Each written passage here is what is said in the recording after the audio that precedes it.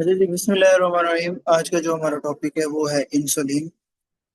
और इंसुलिन के बारे में आपको पता है कि हमारी जो मैक्सिमम ऑफ यू नो हमारी जो अवाम है हमारे पाकिस्तान की, वो इसके ऊपर डिपेंडेंट है, राइट।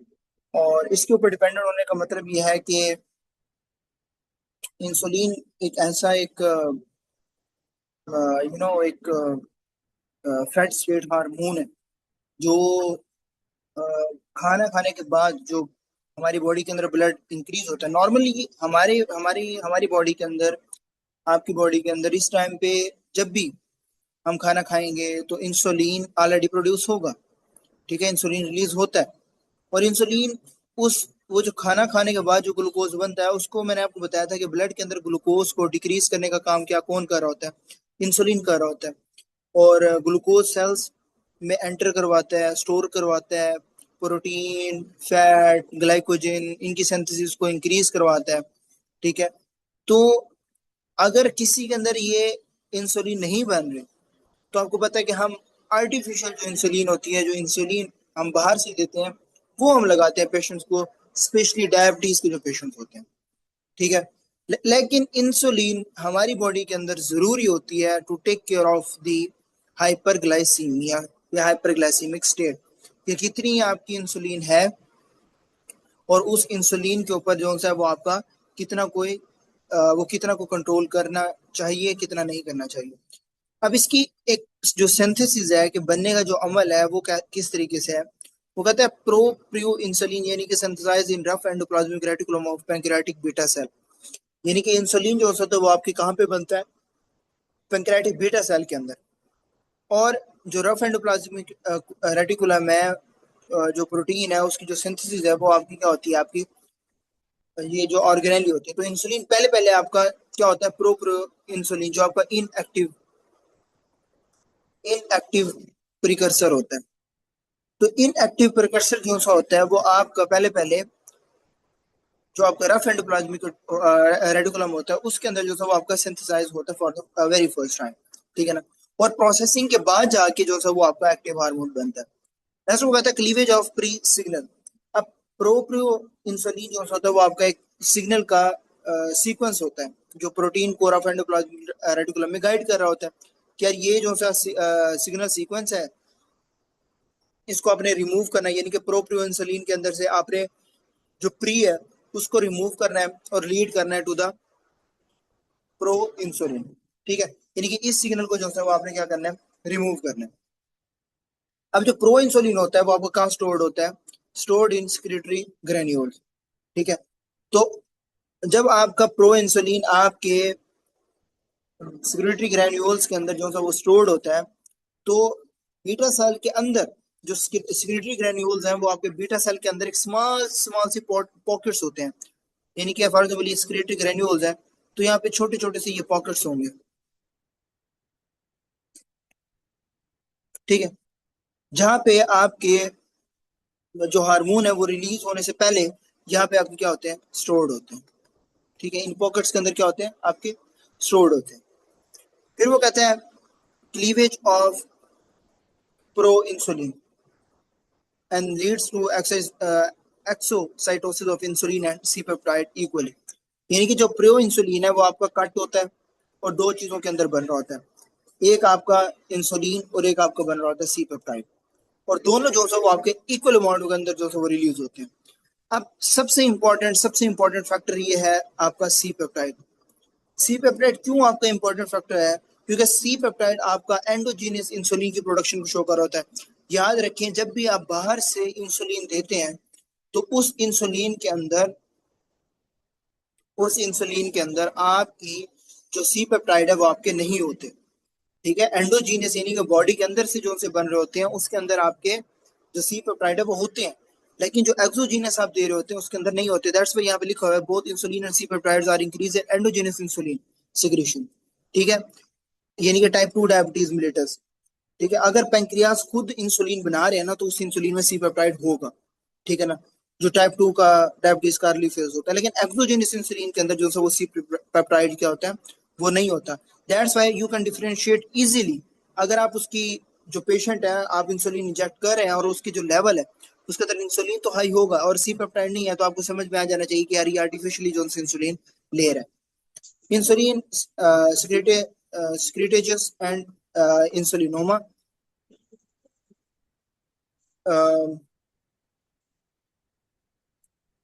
अच्छा, various exogenous insulin like C-peptide. Insulin is synthesized in pancreas and cleared by both liver and the kidney. आपको पता है कि इंसुलिन जब पेंक्रियाज से बन रहा होता है और इंसुलिन की ब्रेकडाउन होती है तो उसकी जो क्लियरेंस है वो भी जरूरी होती है। तो साफ सी बात है, आपकी जो पेंक्रियाज है और जो लिवर है और किडनी है वो इन इन चीजों को जो है वो क्या कर रही होती है, डिटॉक्सिफाई कर रही होती है। ठीक है, तो डिटॉक्सिफाई करने के लिए आपकी जो किडनी और लिवर है वो इंपॉर्टेंट होता है, और अगर किडनी फेलियर हो तो आपको पता है कि इंसुलिन की क्लियरेंस नहीं हो सकती। ठीक है, जिसकी वजह से अगर इंसुलिन आपकी बॉडी के अंदर लॉन्ग ड्यूरेशन तक रहे तो उससे आपकी जो हाइपोग्लाइसीमिया उसका रिस्क क्या हो जाता है, हाइपोग्लाइसीमिया है उसका रिस्क ज्यादा हो जाता है। क्यों ज्यादा हो जाता है? क्योंकि आपको पता है कि मुसलसल मुसलसल आपकी इंसुलिन रिलीज होती है, तो उससे आपकी जो है वो आपकी बॉडी के अंदर जो हाइपोग्लाइसीमिया है उसका रिस्क क्या हो जाता है, ज्यादा हो जाता है। नेक्स्ट बात करते हैं कि फंक्शन क्या है आपके इंसुलिन के। इंसुलिन वो कहते हैं, एक मिनट,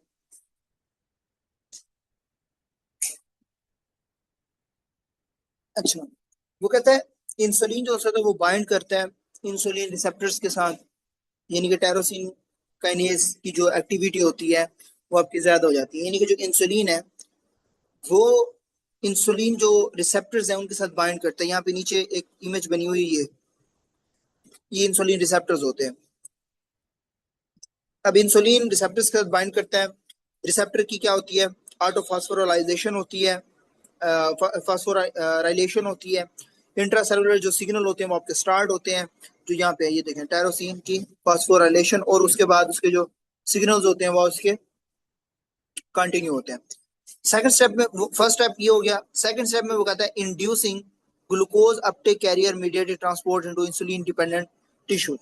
यानी कि जो ग्लूकोज है वो आपका ग्लूकोज है वो आपका सेल मेम्ब्रेन से जो है वो आपका क्या कर होता है, फ्रीली क्रॉस नहीं कर सकता। याद रखें, हर चीज किसी न किसी चीज की डिपेंडेंट होती है। जैसे हम इस टाइम पे अपने पेरेंट्स पे डिपेंडेंट है, राइट, कि वो हमें हमें पढ़ा रहे हैं, हमें जो है वो हर चीज प्रोवाइड कर रहे हैं। बट इन अ सेंस अगर हम देखा जाए, हमें देखा जाए कि लाइक विदाउट आवर पेरेंट्स हम जो है वो इस टाइम पे नहीं कमा पा रहे। ठीक है, तो हम उन चीजों पे डिपेंडेंट है। दैट्स वाई हमारी जो बॉडी होती है वो भी इसी तरीके से जो हमारी बॉडी के कुछ चीजें होती हैं उनके ऊपर डिपेंडेंट होती हैं। ठीक है, ऐसी वो कहता है कि induce glucose uptake carrier mediators to insulin dependent tissues. जब इंसुलिन डिपेंडेंट टिश्यू की बात आ रही है तो इसका मतलब है कि ऐसे ग्लूकोज अपटेक यानी कि ग्लूकोज को सेल के अंदर लेके आने के लिए इंसुलिन की जरूरत होती है। यानी कि जब तक आपकी बॉडी के अंदर इंसुलिन नहीं होगा आपकी ग्लूकोज की अपटेक नहीं होगी। और याद रखें, बहुत से ऐसे हैं जो इंसुलिन इंडिपेंडेंट भी होते हैं, बहुत से ऐसे होते हैं जो इंसुलिन के होते हैं इंडिपेंडेंट भी होते हैं, उनको वो किसी चीज के ऊपर भी जो डिपेंडेंट है वो आपकी नहीं होते। ठीक है, तो दैट्स वाई इंसुलिन डिपेंडेंट भी जो फैक्टर्स हैं वो भी आपकी जो है वो देखने को मिल रहे होते हैं, और आपके जो इंसुलिन जो नॉन डिपेंडेंट है वो भी आपको जो है वो देखने को मिल रहे होते हैं। ठीक है, दैट्स वाई एंड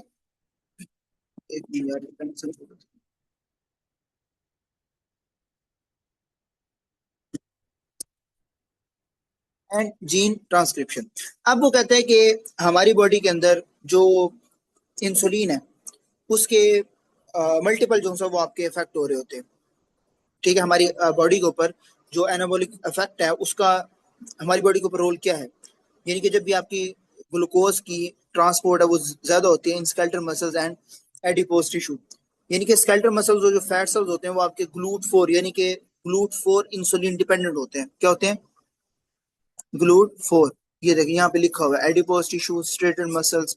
ठीक है, तो ये आपके कौन से होते हैं? स्केलेटल मसल्स होते हैं। तो ये आपके ग्लूट फोर है। मैंने भी आपको बताया कि ये कौन सी होते हैं, इंसुलिन डिपेंडेंट। इंसुलिन आएगी तो ही ग्लूकोज की अपटेक होगी, और इन लोगों को यानी कि स्केलेटल मसल्स, फैट सेल्स, और इनके अंदर जो है वो आपकी क्या होगी, जो इंसुलिन है वो आपकी क्या होगी, डिपेंडेंट होगी। तो इंसुलिन जो होता है वो आपकी जो GLUT4 है उसकी मेम्ब्रेन के ऊपर जाके लगते हैं। जैसे ही इंसुलिन जाके लगेगी उसको आइडिया हो जाएगा कि यार अब इंसुलिन आ चुकी है, अब ओपन होना है, और वो ग्लूकोज को क्या कर लेती है आपकी, ये देखिए यहाँ से एंटर कर लेती है। लेकिन अनटिल अनलेस आपका इंसुलिन का आना जरूरी हो, इंसुलिन ही इस गेट को ओपन जो है वो करवाती है। फिर वो कहता है increase glycogen synthesis and storage, यानी कि इंसुलिन जो होती है वो ग्लूकोज को किसके फॉर्म में जो स्टोर कर रही होती है, ग्लाइकोजन के अंदर। ठीक है, तो जो ग्लाइकोजन है उसके अंदर जो है वो आपकी स्टोर करवाती है, और किन साइट्स के ऊपर करवा रही होती है, आपकी लिवर और आपकी स्केलेटल मसल, इन दोनों के अंदर जो है वो आपकी स्टोर करवा रही होती है। नेक्स्ट वो कहता है इंक्रीज ट्राइग्लिसराइड सिंथेसिस। अब जो इंसुलिन है वो आपकी क्या हो रही होती है, फैट की जो स्टोरेज है उसको प्रमोट कर रही होती है। क्या कर रही होती है, फैट की स्टोरेज को प्रमोट कर रही होती है। तो ग्लूकोज से जो फैटी एसिड की सिंथेसिस है वो आपकी इंक्रीज हो जाती है, और आपके क्या बनते हैं, ट्राइग्लिसराइड्स बनते हैं। यानी कि इंसुलिन एक क्या है, आपका स्टोरेज हार्मोन है, जिसकी वजह से जो फैट है उसकी जो स्टोरेज है उसकी उसको भी आप जो ग्लूकोज की स्टोरेज को तो प्रमोट कर रहे हैं, लेकिन आपके ट्राइग्लिसराइड यानी कि फैट की भी जो स्टोरेज है उसको भी इंसुलिन प्रमोट कर रहा होता है। इंक्रीज सोडियम रिटेंशन या किडनी। अब इंसुलिन जो होता है वो आपका जो किडनी है उससे क्या करवा रहा होता है, आपका सोडियम की रिटेंशन जो है वो इंक्रीज कर रहा होता है। यानी कि इसके जो रिलेशन है वो आपका फ्लूइड बैलेंस के अंदर भी हो रहा होता है, यानी कि हाइपरटेंशन की जो टेंडेंसी होती है उससे भी हो सकता है, स्पेशली आपकी जो इंसुलिन रेजिस्टेंट है उसके स्टेट के अंदर। ठीक है, तो दैट्स वाई वो कहते हैं कि जो आपकी सोडियम की रिटेंशन है उसके अंदर जो है वो हम भी ये चीज देख सकते हैं। इसके अलावा वो कहता है इंक्रीज प्रोटीन सिंथेसिस या मसल्स। अभी हम पढ़े हमने अभी पढ़ा कि इंसुलिन जो होता है वो आपकी जो अमाइनो एसिड्स है, फैट्स है, और इन सारी चीजों की जो है वो आपका अपटेक करता है, और इनटू द कहाँ लेके जाता है, आपके मसल्स के अंदर जो है वो जाके क्या करवा देता है, स्टोर वगैरह जो है करवा देता है। इसके अलावा वो कहते हैं insulin increase cellular Uptake of potassium and amino acids. Same वही बात है कि पोटेशियम और सेल्स को अंदर शिफ्ट जो है करवा रहा होता है। और एक सबसे इंपॉर्टेंट क्लू है इन रिलेट टू द पोटाशियम। एक टॉपिक है, कहाँ पे है वो topic, release of potassium secretion, और वो कहाँ पे हमने पढ़ा है, शायद हाँ, आई थिंक हमने मस्कुलो के अंदर पढ़ा है, हीमा के अंदर ऑलरेडी पढ़ चुके हैं वो पोटाशियम वाला। तो वो इंसुलिन उसके अंदर मेंशन था। अच्छा, हमारे पास जब पेशेंट आपके पास प्रेजेंट होते हैं ना, तो हाइपरकलीमिया का मोस्ट कॉमनली जो ट्रीटमेंट होता है, जो इंसुलिन डिपेंडेंट जो पेशेंट होते हैं ना, उनके अंदर हाइपरक्लीमिया हो सकता है। यानी कि जो इंसुलिन होती है वो पोटाशियम को सेल के अंदर जो सा वो लेके जाती है, सेल के अंदर। ठीक है, अब जो डायबिटिक पेशेंट्स होते हैं ना उनके अंदर मोस्ट कॉमनली ये चीज देखी गई है कि हाइपरक्लीमिया अगर उनके अंदर हो रहा है, ठीक है ना, या जो तो उस पेशेंट के अंदर आपने इंसुलिन और ग्लूकोज दिया जाता है। तो इंसुलिन जो होता है वो पोटाशियम को सेल के अंदर ड्राइव कर देती है, ठीक है ना, और ग्लूकोज आपकी हाइपोग्लाइसीमिया को प्रिवेंट कर रहा होता है।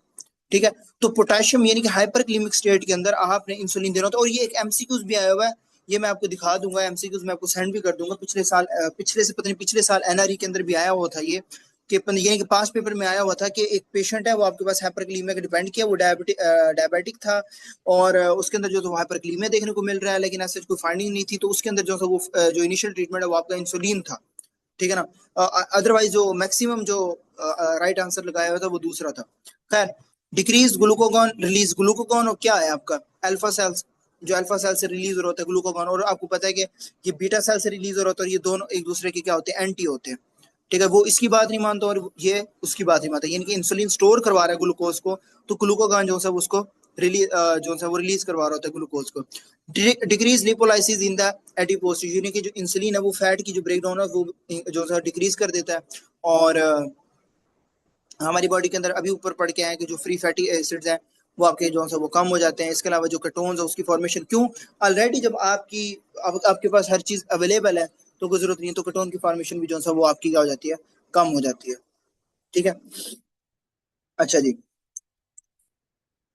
Unlike glucose, insulin does not cross placenta in mother, mother and diabetes. आपको पता है कि जो मदर है उसका जो ग्लूकोज है वो प्लेसेंटा क्रॉस कर सकता है, लेकिन जो मदर का इंसुलिन होता है वो आपका प्लेसेंटा क्रॉस नहीं कर सकता। अगर मदर, अदर मदर डायबिटिक हो, अगर मदर क्या हो, डायबिटिक हो, तो ग्लूकोज जो सा होता है, ग्लूकोज जो सा होता है वो आपके जो फीटस है उस तक जो सा वो आपको क्रॉस कर जाता है।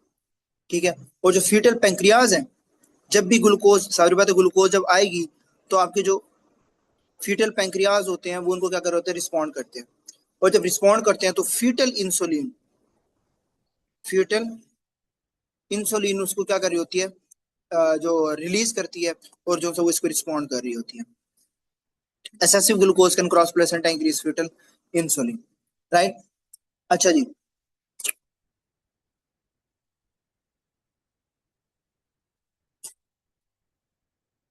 अच्छा जी, नेक्स्ट बात करते हैं ग्लूकोज के ट्रांसपोर्टर्स पे, जो हम अभी पढ़ के आए हैं कि किस तरीके से जो आपकी इंसुलिन है वो डिपेंडेंट है, नॉन डिपेंडेंट है।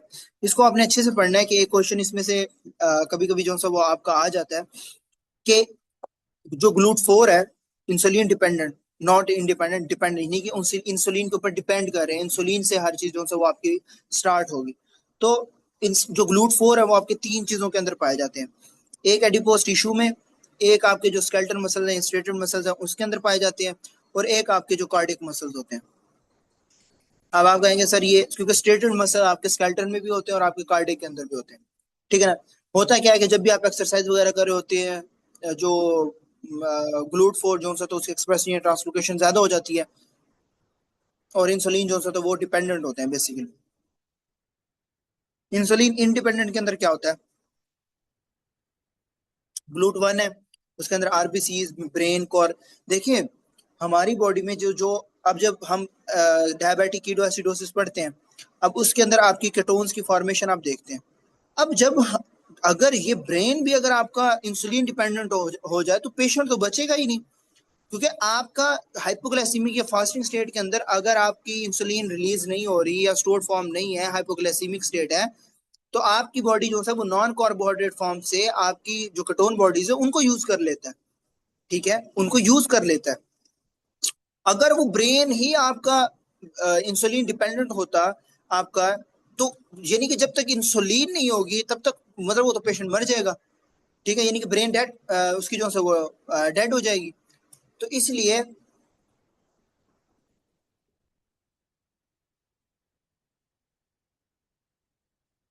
ठीक है, तो आपके जो आरबीसी होते हैं वो भी जो है वो आपके किसके ऊपर डिपेंड, जो इंडिपेंडेंट होते हैं आपके इंसुलिन। ठीक है, ऐसी चीजें जो आपके रिस्पॉन्सिबल है क्विक एक्शन के अंदर, उनको क्विक जो है वो आपकी जो केटोन है या आपकी जो ग्लूकोज है वो चाहिए, वो आपके इंडिपेंडेंट ही रहते हैं।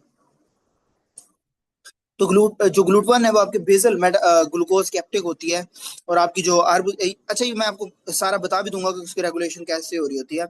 तो ब्रेन, कॉर्निया, प्लेसेंटा जो ग्लूट 1 के होते हैं, जो बेसल ग्लूकोज की अपटेक होती है, आरबीसी जो है वो आपके इंसुलिन इंडिपेंडेंट होता है, ब्रेन होता है जो, और प्लेसेंटा होता है। ठीक है, लेकिन अगर जो ब्रेन होता है, अगर आप ओवरऑल पूछा जाए कि ब्रेन किसको ज्यादा प्रेफर करते हो, तो वो ग्लूकोज को करता है, ऑब्वियस बात है। ग्लू 2 के अंदर जो है वो बाई डायरेक्शनल होता है, यानी कि जो ग्लू 2 है वो आपका लो अफिनिटी और हाई कैपेसिटी ट्रांसपोर्टर होता है, और इंपॉर्टेंट होता है for the glucose sensing in a beta cell. तो बाई जो डायरेक्शनल है उसका मतलब होता है कि ग्लूकोज ग्लूकोज के अंदर या बाहर, ठीक है, ग्लूकोज अंदर या बाहर जो है वो आपकी जा सकती है depending on the gradient. For example beta islets, liver, kidney, gut tract, think two way street, उसके अंदर आपके जो है वो पैंक्रेटिक बीटा सेल्स आ सकते हैं, लीवर है, किडनी है, इंटेस्टाइन है, ये सारी चीजें आ सकती हैं। 3 के अंदर ब्रेन और प्लेसेंटा है। 5 के अंदर जो है वो आपके फ्रुक्टोज यानी कि स्पर्मेटोसाइट्स, ठीक है, ये फ्रुक्टोज ट्रांसपोर्टर होते हैं। ठीक है, और सबसे ज्यादा जो है वो इंटेस्टाइन के अंदर होते हैं फॉर फ्रुक्टोज अब्जॉर्प्शन। तो इसके अंदर जो है वो आपके स्पर्मेटोसाइट, जेटी ट्रैक्ट। बाकी SLGT1 और T2 जो होता है वो आपके ट्रांसपोर्टर्स होते हैं, जो किसके साथ कनेक्ट कर रहे होते हैं, सोडियम ग्लूकोज, यानी कि ये आपके सोडियम के साथ जो है वो आपके बाइंड होते हैं, यानी कि सोडियम के साथ एक कम्बिनेशन बना लेते हैं। सोडियम ग्लूकोज ट्रांसपोर्टर किडनी और किसके अंदर होता है, स्मॉल इंटेस्टाइन के अंदर। ठीक है, इंटेस्टाइन और किडनी के अंदर हो रहा होता है SGLT1। और SGLT2 जो है वो आपके किडनी के स्पेसिफिकली, अगर आप कोई पूछे कि टू किसके अंदर होता है, तो टू जो है वो किडनी के प्रोक्सिमल टिब्यूल के अंदर होता है, ठीक है ना। और ये आपका मेजर रीनल ग्लूकोज रिअब्जॉर्प्शन का वो होता है, जो किडनी के प्रोक्सिमल टिब्यूल के ऊपर क्या होता है, पाया जाता है। इसलिए आपने पढ़ा होगा SGLT2 इनहिबिटर्स। डायबिटीज एंडोक्राइन के अंदर हम फार्मा के अंदर आगे पढ़ेंगे ना, तब आपको जो है वो इसका आइडिया होगा। अच्छा जी, brain prefer glucose but may use ketone bodies during starvation, यानी कि आपकी जो स्टेट होती है आपकी, जब आपकी जो बॉडी है वो वर्क कर रही होती है, तो उस स्टेज के अंदर जो है वो आपकी बॉडी को किस चीज की जरूरत होती है, ग्लूकोज की जरूरत होती है। लेकिन लेकिन अनटिल एंड अनलेस अगर हमारी बॉडी के पास जो इंसुलिन है वो उस टाइम पे ना हो, तब हमारी बॉडी जो है वो आप क्या यूज कर सकती है, आपकी जो केटोन बॉडीज है उसको जो है वो यूज कर सकती है, ठीक है। तो दैट्स वाई अगर आपसे यानी कि अगर ब्रेन की प्रेफरेंस देखी जाए तो वो आपको ग्लूकोज ही प्रेफर करेगा। आरबीसी यूटिलाइज ओनली ग्लूकोज, यानी कि देखें आरबीसी के पास तो माइटोकॉन्ड्रिया नहीं होते, इसलिए आरबीसी जो है आपके फैटी एसिड्स कीटोन जो है वो आपका यूज नहीं कर सकता है। इसलिए जो आरबीसी होता है वो आपके ग्लूकोज को एनारोबिक ग्लाइकोलाइसिस, अब एनारोबिक ग्लाइकोलाइसिस क्या होता है, एटीपी फॉर्मेशन, ठीक है। तो उससे जो सा वो आपका एनर्जी ले रहा होता है, क्योंकि उसके अंदर माइटोकॉन्ड्रिया नहीं होता, lack mitochondria for aerobic metabolism. बाकी ये इसका जो सा वो आपका निमोनिक है, ब्लैक ब्रिक लिप्स के नाम से, कि इंसुलिन जो इंडिपेंडेंट ग्लूकोज अपटेक है वो आपसे क्या होती है, बी से ब्रेन, आर से आरबीसीज, आई से इंटेस्टाइन, सी से कॉर्निया, के से किडनी, एल से लिवर, आई से islets of beta cell, islets of beta cell, और पी से प्लेसेंटा, और ऐसे स्पर्मेटोसाइट्स, ठीक है। ये आपके हो गया इंसुलिन की फंक्शन। इतना वो नहीं, सिर्फ फंक्शन आपको आइडिया होना चाहिए कि यार जो मेजर मेजर फंक्शन है वो क्या है, दैट्स इट, इतना ज्यादा नहीं, ठीक है। मेजरली इसका सिर्फ रेगुलेशन आपको आनी चाहिए। Glucose is the major regulator of the insulin release, यानी कि जब भी आपकी बॉडी के अंदर ग्लूकोज होगा उसके रिस्पॉन्स में इंसुलिन आपके रिलीज हो गया, अनटिल आपके बीटा सेल जो है वो डिस्ट्रक्शन, उसकी डिस्ट्रक्शन ना हो, ठीक है। अच्छा जी, increase insulin response with oral versus IV glucose due to incretin. अब ओरल ग्लूकोज या आईवी ग्लूकोज से आपकी जो इंसुलिन है वो आपकी जो है वो ज्यादा रिलीज करवा रहा होता है, क्योंकि जो गट हार्मोन्स होते हैं जिन्हें हम कहते हैं इंक्रेटिन। अब इंक्रेटिन के अंदर दो चीजें पाई जाती हैं, एक GLP-1 यानी कि GLP-1 इंक्रेटिन, और ग्लूकोज डिपेंडेंट इंसुलिनोट्रोपिक पॉलीपेप्टाइड जिसे हम कहते हैं GIP, ठीक है, GIP। ये दोनों चीजों को आपने याद रखना है, एक GLP-1 और GIP। जब भी आप ओरली कुछ खाते हैं, फॉर एग्जाम्पल अभी आप क्लास लेंगे, लेने के बाद आप जो है वो अपने खाना खाएंगे, तो खाना खाने के बाद, मील खाने के बाद जो इंसुलिन है वो आपकी जो रिलीज है वो आपकी जो इंक्रेटिन है वो आपकी इंक्रीज करवा रही होती है। तो ओरल ग्लूकोज के अंदर जो है वो आपकी ज्यादा इंसुलिन बन रही होती है, और ये आईवी ग्लूकोज से बिकॉज ऑफ इंक्रेटिन, और इंक्रेटिन के अंदर क्या होते हैं आपके GLP-1 और GIP। अब याद रखें जो which are released after meal and increase beta cell sensitivity to glucose। अब जो GLP-1 होता है, ग्लूकोज डिपेंडिंग इंसुलिनोट्रोपिक पेप्टाइड, या GIP, ये आपके इंक्रेटिन के हार्मोन होते हैं, और ये आपके क्या करवा रहे होते हैं, एक तो इंसुलिन को जो है वो आपकी बॉडी के अंदर ज्यादा करवा रहे होते हैं, ग्लूकागॉन को कम करवा रहे होते हैं, और गैस्ट्रिक एम्पटिंग को स्लो कर देते हैं, ठीक है। इसलिए आपने पढ़ा होगा GLP-1 एनालॉग्स, ठीक है। तो गैस्ट्रिक एम्पटी को क्या करवा देते हैं, स्लो करवा देते हैं, कि ऐसे ऐसे जो है वो आपके मील जो है वो आपका भरे। Release decrease by alpha 2, increase by beta 2 stimulation, यानी कि आपके जो मील है वो खाने के बाद जो है वो आपके अल्फा 2 स्टिमुलेशन होती है, ठीक है ना, यानी कि सिंपैथेटिक रेगुलेशन होती है आपकी बॉडी के अंदर। अब उसमें आपकी अल्फा 2 की स्टिमुलेशन होगी तो इंसुलिन रिलीज होता है, ठीक है ना, और बीटा 2 की स्टिमुलेशन होगी तो आपके जो क्या कहते हैं इंसुलिन जो है वो ज्यादा रिलीज होगा। अब दोनों में फर्क है, एक अल्फा 2 कह रहा है, ठीक है, और एक है आपका बीटा 2। अब अल्फा 2 की अगर स्टिमुलेशन होती है तो आपका इंसुलिन की जो इंक्रीज है वो आपकी क्या हो जाएगी, कम, यानी कि वो डिक्रीज होगा रिलीज, और बीटा 2 होगा तो आपका जो इंसुलिन है वो आपका क्या होगा, ज्यादा होगा। याद रखें आपकी स्ट्रेस स्टेट के अंदर, यानी कि जब आप ज्यादा स्ट्रेस होते हैं तो उस कंडीशन के अंदर जो है वो आपका जो अल्फा टू होता है और जो उसका इफेक्ट होता है वो इंसुलिन को क्या कर देता है, सप्रेस कर देता है। ठीक है ना। और याद, और इंसुलिन को जब सप्रेस करता है तो उस कंडीशन के अंदर आपको पता है आपको भूख बहुत ज्यादा लग रही होती है स्ट्रेस की कंडीशन में। अगर आपको कोई, मैं कहता हूँ होल चंक ऑफ अगर वो डेयरी मिल्क भी दे देना तो आप वो भी खा लेंगे। ठीक है। अब अब बात करते हैं कि ग्लूकोज एंटर कैसे होती है। Glucose enter the beta cell, यानी कि ग्लूकोज जो है वो आपका बीटा सेल से जो है एंटर करता है फ्रॉम द ग्लूट टू, ये ग्लूकोज है, ये ग्लूट टू से जो है वो आपका एंटर हो रहा है। जब एंटर होता है तो उसके अंदर जो ग्लूकोज टू, ग्लूट टू से ग्लूकोज की एंट्री होती है वो आपकी ज्यादा हो जाती है। Increase ATP generated from glucose metabolism. अब यहाँ पे क्या होता है कि वो ना पूरा एक, अब यहाँ पे अगर मैं बताने लगूं कि आपका पूरा जो ग्लाइकोलाइसिस है, पूरा जो मेथड है वो आपका जो है वो यहाँ पे कंप्लीट नहीं होगा। ये मैं आपको ऑलरेडी सेपरेट बता दूंगा किस तरीके से आपका वो क्रिप साइकिल है, यानी कि एट देन जब ग्लूकोज एंटर होता है तो थ्रू ग्लाइकोलाइसिस ग्लूकोज की तोड़ फोड़ के बाद आपकी बॉडी के अंदर एटीपी बन जाते हैं। बस इतना याद रखें, ग्लूकोज आपका ग्लू टू से एंटर हुआ, ठीक है, एंटर हुआ, ग्लाइकोलाइसिस हुई और उसने क्या बना दिया, एटीपी की फॉर्मेशन बना दी। अब जब एटीपी जनरेट हो जाता है फ्रॉम द ग्लूकोज मेटाबॉलिज्म, तो एटीपी क्या करता है कि जो पोटाशियम आपको बाहर जा रहा है इसके जो चैनल्स हैं इनको क्या कर देता है, क्लोज। अब अंदर जो पोटाशियम होते हैं वो क्या हो जाएंगे, ज्यादा। क्या हो जाएंगे, ज्यादा।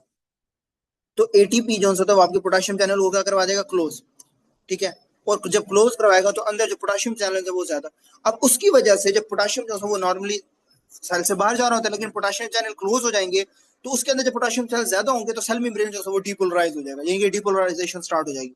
अब उसकी ज्यादती की वजह से आपकी जब डीपोलराइजेशन होती है तो उसकी वजह से आपके जो कैल्शियम चैनल्स हैं वो भी ओपन हो जाते हैं, यानी कि अंदर भी वो जो पॉजिटिव चार्ज ज्यादा और कैल्शियम के ऊपर भी होता है, तो वो आपके जो इंट्रासेलुलर कैल्शियम है वो आपके क्या हो जाते हैं, ज्यादा, through the calcium channel, calcium influx. Potassium भी अंदर आ गया और कैल्शियम भी अंदर आ गया, तो यानी दोनों चीजें जो है वो अंदर आ गया। अब अंदर आपकी कैल्शियम भी है, पोटाशियम भी है। अब यही जो कैल्शियम होता है ना, ये आपको ये करता क्या है कि आपकी जो इंसुलिन होती है, ये इंसुलिन है ये, और इसकी ये जो मेम्ब्रेन होती है ये वाली, इन दोनों के दरमियान ना एक आपका एक कनेक्शन बना देता है। क्या, सेल मेम्ब्रेन और आपकी जो इंसुलिन है उसके दरमियान एक साइनेप्टिक जोन्स है वो आपका सिग्नल बना देता है। उसकी वजह से यहाँ से एक कनेक्शन बनता है, यानी कि फॉर एग्जाम्पल ये इंसुलिन ऐसे होगी और आपकी जो मेम्ब्रेन है वो इस तरीके से होगी। ठीक है। अब यहां से जब इंसुलिन ओपन होगी तो ये डायरेक्टली जो है वो इससे टकरा के अंदर होगी और ये आपकी जो है वो आपकी ब्लड सर्कुलेशन के अंदर जो है वो एक्टिव हो जाएगी, यानी कि कनेक्शन प्रोवाइड कर देता है आपका इंट्रासेलुलर कैल्शियम। याद रखें वो जिस तरह एक ऐसे ही एक स्ट्रक्चर आपने पढ़ा था कि जब आपका कैल्शियम एंटर होता है तो वो आपका जिस तरह एसिटाइलकोलिन को रिलीज करवाता था, ऐसे ही आपका कैल्शियम आएगा और आपकी जो इंसुलिन है उसको क्या करवा देगा, रिलीज करवा देगा। तो इंसुलिन भी आपका जो है वो रिलीज होगा, साथ साथ आपके जो सी पेप्टाइड्स हैं वो भी आपके क्या होंगे, रिलीज होंगे। ठीक है। तो दैट्स है वो, इसमें भी यही बात करते हैं कि पोटेशियम चैनल बंद होंगे, ठीक है, depolarize beta cell membrane voltage के डिजाइन आएंगे, इन्फ्लक्स होगा, स्टिमुलेशन होगी और इंसुलिन की जो है वो क्या हो जाएगी, एक्सोसाइटोसिस हो जाएगी। ठीक है ना। और इसके अंदर फिर different different types of diseases होती हैं, चाहे इंसुलिनोमा आप देखें कि उसके अंदर जो फास्टिंग हाइपोग्लाइसीमिया देखने को मिल रहा होता है, इंसुलिन हाई होता है, सी पेप्टाइड आपका ज्यादा होता है, इंसुलिन की प्रोडक्शन ज्यादा हो रही होती है। मटरनल डायबिटीज के अंदर जो है वो आपकी जो ग्लूकोज है वो ज्यादा प्लेसेंटा के अंदर चली जाती है, फिटल इंसुलिन हाई हो जाती है, जिससे जो उसकी ग्रोथ है जिसे हम मैक्रोस्मिया कहते हैं वो बढ़ जाएगी। ठीक है। और डिलीवरी के बाद जो होता है वो फीटर की जो इंसुलिन होती है वो आपकी ज्यादा रहती है। हाइपरक्लेमिया का जो ट्रीटमेंट है उसके अंदर आपने जो है वो इंसुलिन देनी होती है, इंसुलिन आती है प्लस ग्लूकोज आपने देना होता है और वो आपके पोटेशियम में जो है वो आपकी शिफ्ट करवा देती है। अब एक दफा इसके एमसीक्यूज देख लेते हैं कि इंसुलिन के अंदर वो क्या बात कर रहा है। ये वाला पेज आपने नहीं भूलना, मैंने अब ये जो पेज है वो यहीं से ही पढ़ा है कि मसल्स के अंदर क्या है और कौन से जो है वो मेन मेन सेल्स हैं। वो कहता है high insulin plus high C peptide आपको किसको शो कर रहा है, endogenous insulin. High insulin plus low peptide आपको किसको शो कर रहा होता है, exogenous. Sulfonyl urea close beta cell या एटीपी सेंसिटिव पोटेशियम चैनल जो होते हैं वो आपके इंक्रीज कर रहे होते हैं इंसुलिन की रिलीज को, यानी कि एटीपी जब फॉर्मेशन ज्यादा होगी तो इंसुलिन की रिलीज भी ज्यादा। Diabetic ketoacidosis happen because low effective insulin increase lipolysis and ketone production, यानी कि जब भी आपकी डायबिटिक एसिडोसिस होती है, स्टारवेशन होती है, आपके बीटा सेल इंसुलिन को नहीं रिलीज करवा रहे होते, तो आपकी जो ग्लूकोज होती है उसमें जब इन ग्लूकोज की जो फॉर्मेशन नहीं हो रही होती प्रॉपर तरीके से, तो आपके जो केटोन्स होते हैं वही जो है वो आपकी बॉडी जो है वो यूज कर रही होती है। एक तो ट्रैप्स देख लीजिएगा। क्वेश्चन की तरफ आते हैं। Diabetic patient is found unconscious with very low glucose, यानी कि एक पेशेंट आपके पास आया है और उसके अंदर क्या है, आपका बहुत ज्यादा जो है वो लो ग्लूकोज है। Lab show high insulin but low C peptide, what is the most likely cause. यानी कि अगर आपके पास जो पेशेंट है वो आपके पास प्रेजेंट करता है और डायबिटिक है, तो उसके अंदर आपको यानी कि ऐसी कौन सी स्टेज है जिसके अंदर आपकी जो लैब जो है वो हाई इंसुलिन शो कर रही है लेकिन सी पेप्टाइड कम है, तो आपने बताना इट इज एक्सोजन, यानी कि बाहर से जो हम इंसुलिन दे रहे होते हैं उसमें आपको क्या शो हो रहा होता है, जो इंसुलिन है वो आपका कम शो हो रहा होता है, यानी कि आप जो है इंसुलिन क्या कर रहे होते हैं, कम दे रहे, जो सी पेप्टाइड है वो नहीं हो रहा होता एक्सोजीनियस में। Glucose metabolism in pancreatic beta cell increase ATP, what is the immediate membrane event which में that trigger insulin release. Physiologically बहुत इंपॉर्टेंट क्वेश्चन है कि अगर आपकी यानी कि ग्लूकोज का मेटाबॉलिज्म हो रहा है पैंक्रियाटिक बीटा सेल, और जो पैंक्रियाटिक बीटा सेल है वो आपके ट्रिगर होते हैं, एटीपी की फॉर्मेशन ज्यादा हो जाती है, तो कौन सा ऐसा इमीडिएट मेम्ब्रेन इवेंट है जो ट्रिगर करेगा इंसुलिन की रिलीज को, तो आपको क्या होते हैं कि एटीपी के जो चैनल्स होते हैं वो आपके क्लोजिंग ऑफ एटीपी सेंसिटिव और पोटाशियम चैनल। सारी बात है, पोटाशियम चैनल कम होगा तो आपके कैल्शियम को रिलीज करवाएगा, कैल्शियम रिलीज होगा तो आपकी इंसुलिन प्लस सेल मेम्ब्रेन के दरमियान एक कनेक्शन पैदा करवाएगा और आपकी जो इंसुलिन और आपके जो सी पेप्टाइड्स होते हैं उनको रिलीज करवाएगा। Insulin promotes glucose uptake in skeletal muscle mainly by increasing cell surface expression of which transporter. Insulin promote insulin promote glucose uptake, ये नहीं कि इंसुलिन प्रमोट नहीं कर पा रहा है। अब इंसुलिन से है तो आपको पता है कि आपकी जो ग्लूट फोर्स होते हैं वो आपके जो स्केलेटल मसल्स और एडिपोज टिश्यू होते हैं ये आपके क्या होते हैं, इंसुलिन डिपेंडेंट। ठीक है, तो ये आपका है इंसुलिन का टॉपिक। जी बच्चे इसकी समझ आ गई है। हमारे बच्चे इसकी समझ आ गई है। कोई बात जो इंसुलिन की समझ ना आई हो, बाकी लेक्चर भी शेयर हो जाएगा रिकॉर्डेड, मुझे लेकिन बता दें कि इसकी समझ आ गई है।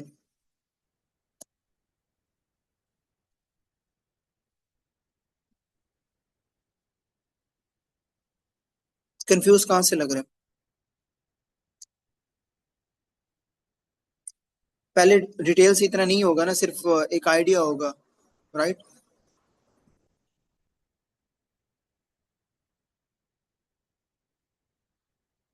हाँ ऐसे ही होता है। समटाइम जो मतलब क्वेश्चंस आ जाते हैं जो कि आपको तंग करते हैं ऐसे, और इंसुलिन का तो सबसे इम्पोर्टेंट है, ये तो फैक्ट है। ठीक है, क्योंकि मतलब इसके अंदर ना आपने कंफ्यूज, मैं आपको बताता हूँ क्यों हो रहे होंगे आप, क्योंकि ये एक तो ये चीज ये इतनी मुश्किल नहीं है, लेकिन आप जब बार बार पढ़ेंगी ना, इसको लेक्चर लेंगी तो आपको समझ में आ जाएगी। एक तो ये चीज इंपॉर्टेंट है। ठीक है, देखें इसकी ना डिटेल में आपने नहीं जाना कि ग्लाइकोलाइसिस क्या होती है, वेसिकल्स क्या होते हैं, डीएनए की ग्रोथ क्या है, वो आपको फिर आपको कंफ्यूज लगेगा। टॉपिक से कनेक्ट रहना है आपने। ठीक है, आपने रेगुलेशन वही पढ़नी है कि किस तरीके से आपका ग्लूकोज आया, ग्लू टू की तरफ आया। आपको अगर ये डिपेंडेंट या इंसुलिन आते होंगे तो आपको आइडिया हो जाएगा कि ग्लू टू क्या है और ग्लू फोर क्या है। सारी बात है, इंसुलिन आएगी तो ये ओपन होंगे, अदरवाइज नहीं होंगे ओपन। ठीक है, और ग्लूकोज आएगी और ग्लूटोज उनसे तो आपको ओपन होते हैं, क्योंकि सारी बात है भाई, ब्रेन को तो चाहिए ना एनर्जी, ब्रेन को तो चाहिए, चाहे इंसुलिन आए या ना आए। तो ये आपके सारे इंसुलिन इंडिपेंडेंट होते हैं, ये आपके इंसुलिन डिपेंडेंट होते हैं। ये देखिए नीचे लिखा हुआ है। ठीक है, मेजर आपको ये वर्क आने चाहिए कि इंसुलिन का क्या काम होता है। और बेशक आप इसके अंदर सिर्फ इतना याद रख लें कि सी पेप्टाइड और इंसुलिन क्या होती है। बाकी ये आपके जो इंपॉर्टेंट इसके अंदर से क्वेश्चन एक जो हाइपरक्लीमिया है वो वाला आता है, और साथ में मैटरनल जो फीटल इंसुलिन है उसका आता है। बाकी ये रेगुलेशन के अंदर से इतना कोई क्वेश्चन नहीं आता है, जो मैंने आपको एमसीक्यूज बता दिया ना, वो मोर देन एनफ है। अच्छा, ये आपने ऑलरेडी पढ़ा होगा कि adrenal steroids and congenital adrenal hyperplasia क्या होते हैं, कि जो एड्रिनल जो स्टेरॉइड्स होते हैं उनकी जो सिंथेसिस है वो कैसे होती है, कि जो कोलेस्ट्रॉल है उनसे जो है वो आपके स्टेरॉइड हार्मोन बन रहे होते हैं और उससे आपकी तीन चीजें बन रही होती हैं। जो आप जीएफआर के अंदर पढ़ के आए थे, glomerulosa, fasciculata, reticularis, aldosterone, cortisol, androgen, estrogen, testosterone, DST, ये सारी चीजें यहाँ पे भी हमने वही डिस्कस करनी है। और जो लैब्स हैं, सबसे इंपॉर्टेंट तो इसकी लैब्स की जो प्रेजेंटेशन होती है ना, वो होती है। अब बच्चों देखें, एड्रीनल स्टीरॉइड्स क्या होते हैं। एड्रीनल जो कॉर्टेक्स है, उसके अंदर जो सा वो आपका जो कोलेस्ट्रॉल है, उससे आपके जो सा वो स्टीरॉइड्स हार्मोन बनते हैं। कोई भी आपसे ये पूछ लेना कि कोलेस्ट्रॉल क्यों इंपॉर्टेंट होता है हमारी बॉडी के अंदर, तो आपने बताना है कि एड्रीनल स्टीरॉइड्स का जो सबसे पहला प्रोसेस स्टार्ट होता है ना, वो कोलेस्ट्रॉल से ही होता है। विदाउट कोलेस्ट्रॉल आप, यानी कि कोलेस्ट्रॉल एक करंट का काम करता है। अगर कोलेस्ट्रॉल नहीं होगा हमारी बॉडी के अंदर, या वो रिस्पॉन्सिबल नहीं होगा, वो एक्टिव नहीं होगा, आपके ना कॉर्टिसोल बनेगा, ना आपके जितने भी एड्रीनल स्टीरॉइड्स हैं वो आपके बनेंगे। इसमें से आपका कुछ भी नहीं बनेगा। ठीक है। तो एड्रीनल कॉर्टेक्स जो है वो आपका कोलेस्ट्रॉल होता है, यानी कि स्टीरॉयड मुंह से बन रहा होता है। और जो आपका एल्डोस्टेरोन होता है, वो आपका तीन चीजें बन रही हैं आपकी: एल्डोस्टेरोन, कॉर्टिसोल, और आपका टेस्टोस्टेरोन, या इसको हम कहते हैं एंड्रोजन। ठीक है, ये नीचे लिखा हुआ है एल्डोस्टेरोन, कॉर्टिसोल और एंड्रोजन। अब देखिए, तीन जोन आपने देखने हैं, ठीक है ना। एड्रीनल कॉर्टेक्स पे जो तीन जोन होते हैं आपके जीएफआर के नाम से, ठीक है। तो जीएफआर में आपने ऐसे याद रखना, GFR। अब जी के अंदर सबसे ज्यादा कौन इंपॉर्टेंट होता है? साल्ट। शुगर किसके अंदर रिस्पॉन्सिबल होती है? आपकी स्ट्रेस के अंदर। और इसके अंदर आपका सेक्स। ठीक है ना, ये मैंने आपको बताया था। अब जो जोना ग्लोमेरुलोसा है, वो आपका प्रोड्यूस होता है, कर होता है मिनरल कॉर्टिकॉइड, यानी कि एल्डोस्टेरोन। और एल्डोस्टेरोन का फंक्शन मैंने आपको बताया था कि सोडियम की रीअब्जॉर्प्शन हो रही होती है, वाटर की रिटेंशन करवा रहा होता है, पोटेशियम की एक्सक्रीशन करवा रहा होता है, H प्लस की भी जो है वो एक्सक्रीशन करवा रहा होता है। फेसिकुलेटा के अंदर जो सब आपके, हम आगे जाके पढ़ेंगे कॉर्टिसोल का, कि ग्लूकोज की ज्यादा करवा रहा होता है, स्ट्रेस को ज्यादा रिस्पॉन्ड कर रहा होता है, ब्लड प्रेशर को सपोर्ट कर रहा होता है, एंटी इंफ्लामेटरी इफेक्ट को सपोर्ट कर रहा होता है। और जो आपका एंड्रोजन है, यानी कि आपका जो सेक्स हार्मोन है, वो आपकी जो है वो प्यूबिक या एक्सिलरी हेयर में सपोर्ट कर रहा होता है, लिबिडो के अंदर कर रहा होता है, या विरलाइजेशन के अंदर कर रहा होता है। अब इन सारी चीजों को हमने कंबाइन पढ़ना है कि कौन सी क्या चीज स्टार्ट हो रही है। और आपकी जो है, पहले पहले ACTH, सारी बात है, आपका जो हार्मोन है वो जो जिसके ऊपर रिस्पॉन्सिबल होता है। लेकिन एक और चीज, सबसे इंपॉर्टेंट, सबसे इंपॉर्टेंट ये चीज है कि आपका जो ACTH होता है, जो आपका ACTH होता है बच्चों, ये आपका जो प्राइमरली जो कॉर्टिसोल होता है उससे रिलेट कर रहा होता है, आपका एंड्रोजन भी। लेकिन आपकी जो, आपका जो एल्डोस्टेरोन होता है, मैंने आपको पहले पहले पेज के ऊपर बताया था, जो एंटीरियर पिट्यूटरी के नीचे था, सेकंड पेज के ऊपर, कि जो एल्डोस्टेरोन होता है ना, वो आपका जो रास मैकेनिज्म को एक्टिवेट कर रहा होता है, जिससे रास मैकेनिज्म एक्टिवेट होता है, ये आपका प्राइमरी रास मैकेनिज्म से रेगुलेट होता है, यानी कि एंजियोटेंसिन 2। और सेकेंडरी तौर के ऊपर फिर वो ACTH जो है वो आपका रिस्पॉन्सिबल हो रहा होता है। ठीक है। अब वो कहता है कोलेस्ट्रोल विया स्टार, यानी कि यहां से आपका प्रोसेस स्टार्ट होता है। जब भी आपकी जो ACTH है वो आके जो स्टीरॉयड जो सिंथेसिस है वो आपके कोलेस्ट्रोल से स्टार्ट होगी। तो जो स्टार प्रोटीन होते हैं वो आपके जो कोलेस्ट्रोल्स हैं उनको माइटोकॉन्ड्रिया के अंदर जो है वो ट्रांसपोर्ट कर रहा होता है। यानी कि जो आपका स्टार है, स्टार जो प्रोटीन है, वो क्या कर रहा होगा, मैं आपको ना इसी अलग पेज पे पढ़ा दूं।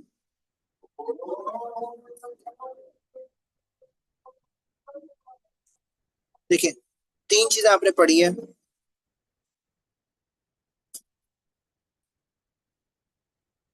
GFR, ग्लोमेरुलोसा, फेसिकुलेटा और रेटिकुलरिस। पहले पहले हम ग्लोमेरुलोसा, यानी कि आपके जो मिनरल कॉर्टिकॉइड्स हैं, मिनरल कॉर्टिकॉइड्स हैं, और उसके अंदर आपके क्या आते हैं, आपके एल्डोस्टेरोन। अब स्टार्ट कैसे होता है, पहले हमने इस प्रोसेस को देखना है। ये सारा प्रोसेस जितने भी होते हैं, यानी कि ये आपके क्या है, कॉर्टिकोस्टेरॉइड्स हैं। ठीक है ना। अब ये जितने भी पूरा प्रोसेस है, ये आपका तीनों, यानी कि एल्डोस्टेरोन, कॉर्टिसोल, एंड्रोजन्स, ये तीनों चीजों को स्टार्ट कौन कर रहा होता है? आपका कोलेस्ट्रॉल। जब आपका ACTH आता है, और आपके सिग्नल देता है, तो क्या बनता है आपके कोलेस्ट्रॉल। और कोलेस्ट्रॉल किसकी मदद से, स्टार प्रोटीन की मदद से। स्टार प्रोटीन की मदद से क्या होता है, वो आपका माइटोकॉन्ड्रिया से जो सब आपकी जो माइटोकॉन्ड्रिया होता है, माइटोकॉन्ड्रिया पे एक्ट करता है, और जो स्टीरॉयड है उसकी जो सिंथेसिस है उसको क्या कर रहा होता है, स्टार्ट करवाता है। ठीक है, यानी कि आपकी जो सिंथेसिस है वो यहाँ से आपकी स्टार्ट होती है। अब जब स्टार्ट होती है, यानी कि फॉर एग्जाम्पल इससे आपकी स्टार्ट हुई, तो उसके अंदर सबसे पहले इंपॉर्टेंट रोल होता है कोलेस्ट्रोल डेस्मोलेज। अब आपने लाइंस को देखते जाना, इन लाइंस को, ये देखें। अब इस कोलेस्ट्रोल डेस्मोलेज कहाँ तक रिस्पॉन्सिबल है, ये देखें। अब कोलेस्ट्रोल डेस्मोलेज आपका कॉर्टिसोल और एंड्रोजन्स पे नहीं है। ठीक है, तो कोलेस्ट्रोल किसके लिए रिस्पॉन्सिबल है यहाँ पे, एंड्रोजन्स। अब कोलेस्ट्रोल डेस्मोलेज आपका कोलेस्ट्रोल को जो प्रेग्निनोलोन है उसके अंदर जो है वो आपका चेंज करवा रहा होता है। ठीक है ना, और ये आपकी क्या होती है, साइड चेन क्लीवेज। क्या होती है आपकी, साइड चेन क्लीवेज। अब कोलेस्ट्रोल आपका प्रेग्निनोलोन के अंदर चेंज हो गया। अभी सारी चीजें भूल जाए, किसकी मदद से, कोलेस्ट्रोल डेस्मोलेज की मदद से। यानी कि कोलेस्ट्रोल को स्टार प्रोटीन के साथ, स्टार्ट प्रोटीन जो है वो आपका एक्टिवेट करवाता है, और कोलेस्ट्रॉल जो है तो वो आपका कोलेस्ट्रॉल डिस्मुलेस के साथ जो है वो प्रेग्निनोलोन में चेंज आता है। अब जो प्रेग्निनोलोन है वो आपका स्टीरॉयड हार्मोन है, स्टीरॉयड है जो प्रेग्निनोलोन आपके स्टीरॉयड हार्मोन की सिंथेसिस करवा रहा होता है। ठीक है ना, और यहाँ से आपकी जो 3 डायरेक्शन है उसके अंदर जा सकता है। अब प्रेग्निनोलोन यहाँ पे भी जा रहा है, यहाँ पे भी जा रहा है, आगे जाके यहाँ पे भी जा रहा है। यानी कि प्रेग्निनोलोन कोलेस्ट्रॉल के बाद अगर कोई बेहतर आपके पास जो हार्मोन है वो आपका प्रेग्निनोलोन है, जो तीनों के अंदर क्या है आपको रिस्पॉन्सिबल है। यानी कि अगर प्रेग्निनो कोलेस्ट्रॉल चेंज हो जाए प्रेग्निनोलोन में और प्रेग्निनोलोन आगे चेंज ना हो, ठीक है, तो इसका मतलब ये है कि आपकी जो बॉडी है उसके अंदर ना अल्डोस्टेरोन बनेगा, ना कॉर्टिसोल बनेगा, ना ही एंड्रोजन बनेगा। ठीक है, अब मिनरल कॉर्टिकॉइड्स में वो क्या कहता है कि प्रेग्निनोलोन आपका किस में अंदर चेंज होता है, प्रोजेस्टेरोन के अंदर चेंज होता है। और जब प्रोजेस्टेरोन के अंदर चेंज होगा तो कौन यहाँ पे रिस्पॉन्सिबल होगा, 3 बीटा हाइड्रोक्सी स्टीरॉयड। ठीक है, 3 बीटा हाइड्रोक्सी स्टीरॉयड। अब इसकी पूरी प्रोसेस के अंदर कितने एंजाइम जो है वो रिस्पॉन्सिबल होते हैं, एक 3 बीटा 21 हाइड्रोक्सीलेज, 11 बीटा हाइड्रोक्सीलेज, और एल्डोस्टेरोन सिंथेज। मैंने आपको बताया कि वो आपकी जो प्राइमरीली होती है वो आपका इससे रिस्पॉन्ड कर रहा होता है रास मैकेनिज्म। तो आपका प्रेग्नेंट और प्रोजेस्टेरोन में चेंज हुआ, प्रोजेस्टेरोन आपका 11 डीऑक्सी जो कॉर्टिसोन है उसके अंदर चेंज हुआ विद हेल्प ऑफ 24 हाइड्रोक्सिलेज। फिर आपका चेंज हुआ आपका कॉर्टिकोस्टेरोन में विद हेल्प ऑफ 11 बीटा, और फिर आपका चेंज हुआ आपका एल्डोस्टेरोन के अंदर with the help of aldosterone synthase, aldosterone synthase. अब इसके बाद जो आपका कॉर्टिसोल का पाथवे है उसके अंदर वो क्या कहता है कि जो प्रेग्निनोलोन है वो आपका 17 हाइड्रोक्सी प्रेग्निनोलोन के अंदर चेंज हुआ। किसके अंदर चेंज हुआ, 17 हाइड्रोक्सी प्रेग्निनोलोन। ठीक है, किसकी मदद से, 17 अल्फा हाइड्रोक्सीलेज की मदद से। अब यहाँ पे जो एल्डोस्टेरोन के जो एंजाइम थे वो मैं पहले यहाँ पे लिख देता हूँ, ये नोट करते जाना ताकि आपको बाद के अंदर जाके जो है वो आपको आसानी रहे। यानी कि जो आपका एल्डोस्टेरोन था उसके लिए कौन कौन से एंजाइम जो है वो आपके रिस्पॉन्सिबल थे, एक 3 बीटा, एक सेकंड 21 अल्फा हाइड्रोक्सीलेज, 11 बीटा, और एल्डोस्टेरोन सिंथेज। अब बात करते हैं कॉर्टिसोल की, जो आपकी ग्लूकोकॉर्ट का एक्टिविटी है। अब इसके अंदर कितने रिस्पॉन्सिबल होते हैं, एक 17 अल्फा हाइड्रोक्सिलेज, 21 हाइड्रोक्सिलेज, और 11। इसके अंदर आपके 3 होते हैं। कैसे, ये देखें यहाँ पे,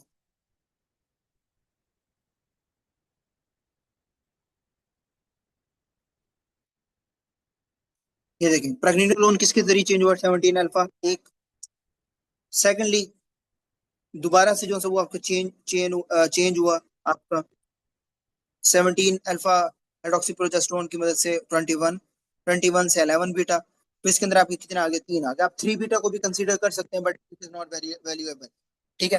तो आपने जो है वो आपके डायरेक्ट 21 और 11 बीटा के ऊपर जो है वो जाना होता है, क्योंकि ये ऑलरेडी आपका बना होता है। अब आ जाता है एंड्रोजन के पाथवे। एंड्रोजन के पाथवे के अंदर क्या होता है कि जो आपका 17 हाइड्रोक्सोप्रेग्निनोलोन है, वो आपका चेंज होता है डाई हाइड्रोएपी एंडोस्ट्रोन के अंदर। किसकी मदद से, 720 लेज की मदद से। उसके बाद वो चेंज होता है आपका 17 बीटा, यानी कि आपका जो है वो चेंज होता है आपका पीएचई के अंदर। और उससे जो है वो आपका क्या बनता है, एंड्रोस्टिनिडियोन। उससे आपको बनता है टेस्टोस्टेरोन। और उससे बाद आपका जो है वो क्या बना होता है, नीचे जाके आपको पूरे पहुंचे। और इसके अंदर जो आपके एंजाइम रिस्पॉन्सिबल होते हैं वो आपके कौन से होते हैं, 20 लेज आपका और होता है, ठीक है ना। तो इसके अंदर रिस्पॉन्सिबल होते हैं, ठीक है। और इसके अलावा दूसरे होते हैं जिसके अंदर आप 5 अल्फा रिडक्टेज भी आ सकते हैं, 17 बीटा हाइड्रोक्सिलेज भी आते हैं, ठीक है। और साथ के साथ इसके अंदर जो आपके तो अरोमाटेज, वो भी जो है सब आपका रिस्पॉन्सिबल होता है, ठीक है। 5 अल्फा रिडक्टेज, अरोमाटेज, ठीक है। और आपका 17 20 हाइड्रोक्सिलेज। अब ये आपके जो है इसके अंदर तीन जो से होते हैं, चार इन्वॉल्व होते हैं। एंड्रोजन्स में क्या आएंगे, 17 20 लाइएज, 5 अल्फा रिडक्टेज और अरोमेटिक, ठीक है। ये आपके जो है वो तीनों। अब देखें, अब आपको जब नेक्स्ट मैं ये बताऊंगा ना कि इस पॉइंट में डेफिशिएंसी हो रही है, तो आपको टेंशन ही नहीं होगी। एक चीज याद रखना है कि जो अरोमेटेज होता है वो आपका टेस्टोस्टेरोन या एंडोस्टेरोन को जो है वो एस्ट्रोजन के अंदर जो है वो कन्वर्ट कर रहा होता है। किसके अंदर कन्वर्ट कर रहा होता है, एस्ट्रोन या एस्ट्रोजन, जो हम जिसे हम एस्ट्रोजन कहते हैं, ठीक है। तो लेकिन हमारी बॉडी के अंदर जो अरोमेटेज इनहिबिटर्स होते हैं उनका नाम क्या होता है आपका, एनास्ट्रोजोल या लेट्रोजोल या एक्जिमिस्ट्रेन जो होता है, ठीक है। और 5 अल्फा रिडक्टेज जो होता है तो आपको टेस्टोस्टेरोन को उठाई आपकी हाइड्रोटेस्टोस्टेरोन के अंदर वो कन्वर्ट कर पाता है। तो आपके मेल एक्टर जेनेटिलिया जो स्टेट ऑफ डेवलपमेंट के लिए हो जाता है इसमें। और फेनेस्ट्रेट जो होता है वो आपकी जो क्या कहते हैं अपना फाइबर अल्फा रिडक्टेज उसको क्या कर रहा है, इनिबिट कर रहा है, ठीक है। जो आपके 5 अल्फा रिडक्टेज इनिबिट कर रहा है। अब congenital adrenal hyperplasia के अंदर क्या होता है, देखिए ये चीज तो आपको समझ आ गया ना, ये इसको डिफिकल्ट नहीं है, बस इसमें एंजाइम का आपको पता होना चाहिए कि किस में कौन कौन से एंजाइम रिस्पॉन्सिबल हो रहे हैं। इन लाइंस को आपने देख लेना कि ये लाइंस कहाँ पर है, ठीक है। 21 11 बीटा तो दोनों के अंदर होती है, ठीक है ना। और बस अच्छा ये है कि एल्डोस्टेरोन के अंदर 7 अल्फा, 7 अल्फा जो है वो आपको कॉर्टिसोल के अंदर होती है, ठीक है। और आपकी जो है वो आगे जो एंड्रोजन है उसके अंदर लाइएज और एरोमाटेज और फाइबर आ जाती है, ये आपको पता है। यानी कि आपका टेस्टोस्टेरोन भी बन गया, आपका कोर्टिसोल भी बन गया, और आपका एंड्रोजन भी जो है आपको लगता है कि एड्रीनल फ्रीनॉल तो हो गया। कंजेनिटल एड्रीनल हाइपरप्लेजिया का क्या मतलब है, कैसे जेनेटिक एंजाइम की डेफिशिएंसी जिसके अंदर आपके जो बच्चे हैं उसके अंदर ये पूरा प्रोसेस कहीं ना कहीं डिफेक्ट हो रहा है, कहीं 21 नहीं है, कुछ 11 नहीं है, और कहीं 17 है। अब देखिए एंजाइम बताए हुए हैं, उसी लिहाज से आपने इस टेबल को जो है वो आपने अच्छे से। अब देखिए जो एंजाइम्स होते हैं उनकी डेफिशिएंसीज होती हैं, वो आपकी क्या होती है, ऑटोसोमल रिसेसिव, ठीक, क्या होती है आपकी ऑटोसोमल रिसेसिव होती है। तो जो एंजाइम की डेफिशिएंसी वो क्या है, अच्छा एक और चीज भी, अगर आपका एसी टेस्ट ज्यादा हो तो इसके साथ मैंने आपको क्या बताया था, कौन ज्यादा होगा, एम। और अगर जब दोनों रिलीज ज्यादा होंगे तो उसमें क्या देखने को मिलेगी, स्किन की हाइपर, ठीक है, क्या देखने को मिलेगी, स्किन की हाइपर। 17 अल्फा हम कुछ बताएं, 17 अल्फा हाइड्रोक्सिलेज इसके अंदर रिस्पॉन्सिबल, आपका फेयर हो गया, ये रिस्पॉन्सिबल होगा आपका 17 अल्फा, किसी के रिस्पॉन्सिबल होगा आपका कोर्टिसोल के और एंडोजन के, क्लियर, ठीक है। प्रेग्नेंट तो आगे चेंज हो रहा था, जो आगे की सीरीज वो आपके किसमें 17 अल्ट्रा तो क्लियर हो गया, बिल्कुल कोई बात नहीं है। चाहिए, वो कहते हैं 17 अल्फा की हाइड्रोक्सिलेज की डेफिशिएंसी। अब जब हाइड्रोक्सिलेज डेफिशिएंसी होगी तो सारी बात है, आपको जो कॉर्टिसोल और सेक्सुअल पाथवे वो आपके लिए उनकी जिसके कॉर्टिसोल और सेक्स हार्मोन, तो जब 17 आपके जो कॉर्टिसोल है वो कम, सेक्स हार्मोन की प्रॉब्लम, और नहीं होता ना, तो सारा ये आपको एल्ड्रोफोन ज्यादा होगा, एल्ड्रोफोन ज्यादा होगा और 11 जो और भी आपका जो और एंड्रॉइड जो है वहाँ की जो खास है वो आपका ग्रुप, ठीक है, यानी कि इसके बाद ये चीज़ नहीं होगी, बाद पूरा आप आप ज्यादा होगी, तो आप एल्ड्रोस्टेरोन ज्यादा आपका बीपी आपका आपका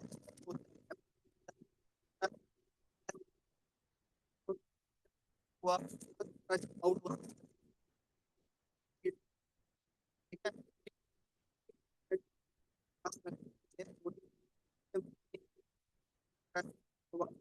आउट।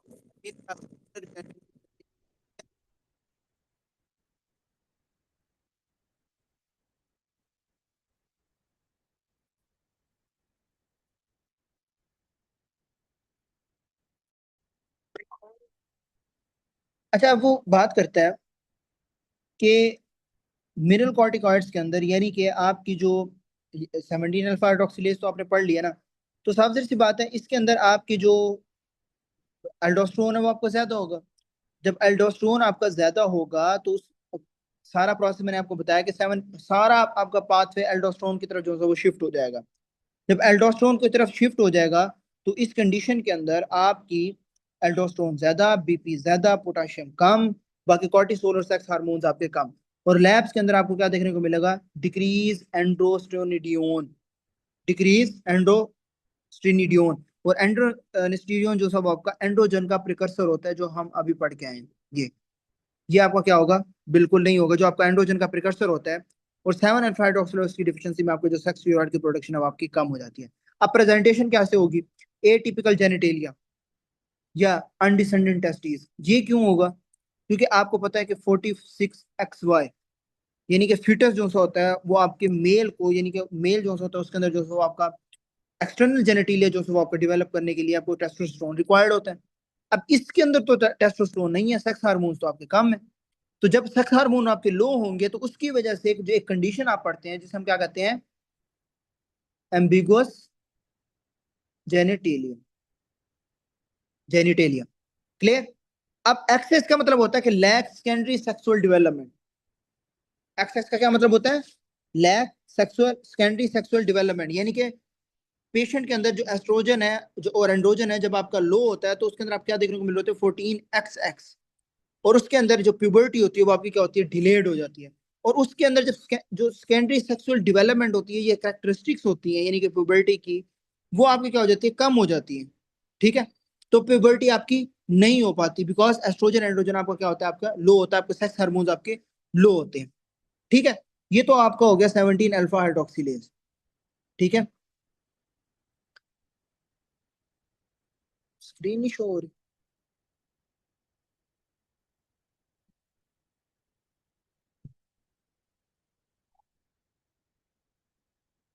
अच्छा, सुन तो लिया है ना बच्चे?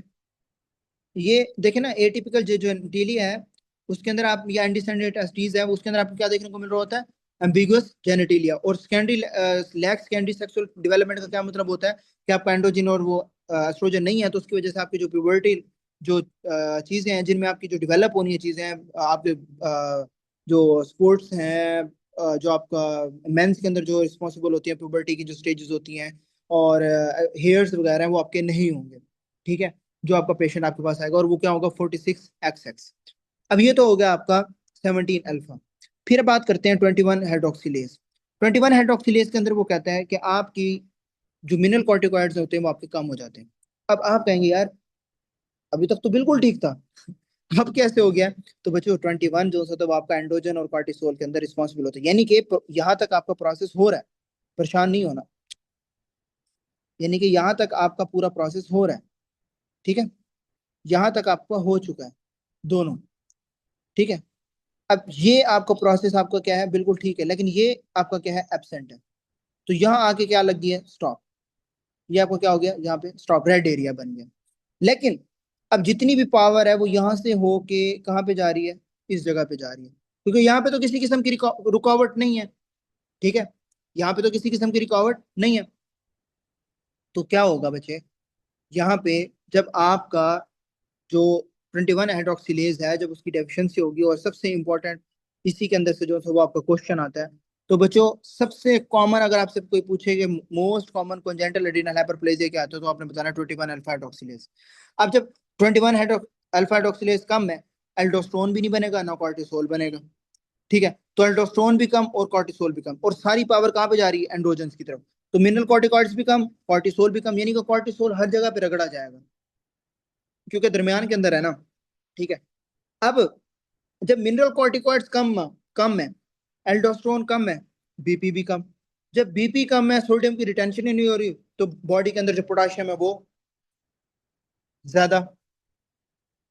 ऑब्वियस सी बात है, एल्डोस्टेरोन कम, किडनी जो है वो पोटाशियम को एक्सक्रीट नहीं कर सकती, और आपके यहाँ पे वाटर लॉस नहीं हो रहा, और एल्डोस्टेरोन कम है, और सोडियम जो है वो आपका आपका लॉस कर रहा है, वाटर आपका लॉस हो रहा है, और साल्ट वेस्टिंग आपकी हो रही है।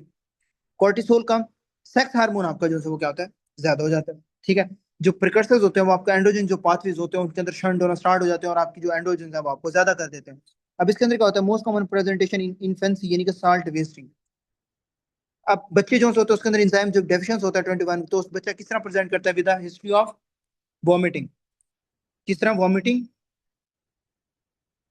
Dehydration, very important dehydration. इसके अलावा हाइपोटेंशन, हाइपरकलीमिया, और शॉक, ठीक है। और चाइल्डहुड प्रिकॉशियस प्यूबर्टी, यानी कि वो बच्चे जो माइल्डर फॉर्म या जिसके अंदर एंड्रोजन जो था वो बहुत ज्यादा बनना स्टार्ट हो जाए अर्ली ऑन, ठीक है ना, उसके अंदर जो प्यूबर्टी साइन है वो आपकी जल्दी आ जाती है, जिसे हम क्या कहते हैं, प्रिकॉशियस प्यूबर्टी, ठीक है ना।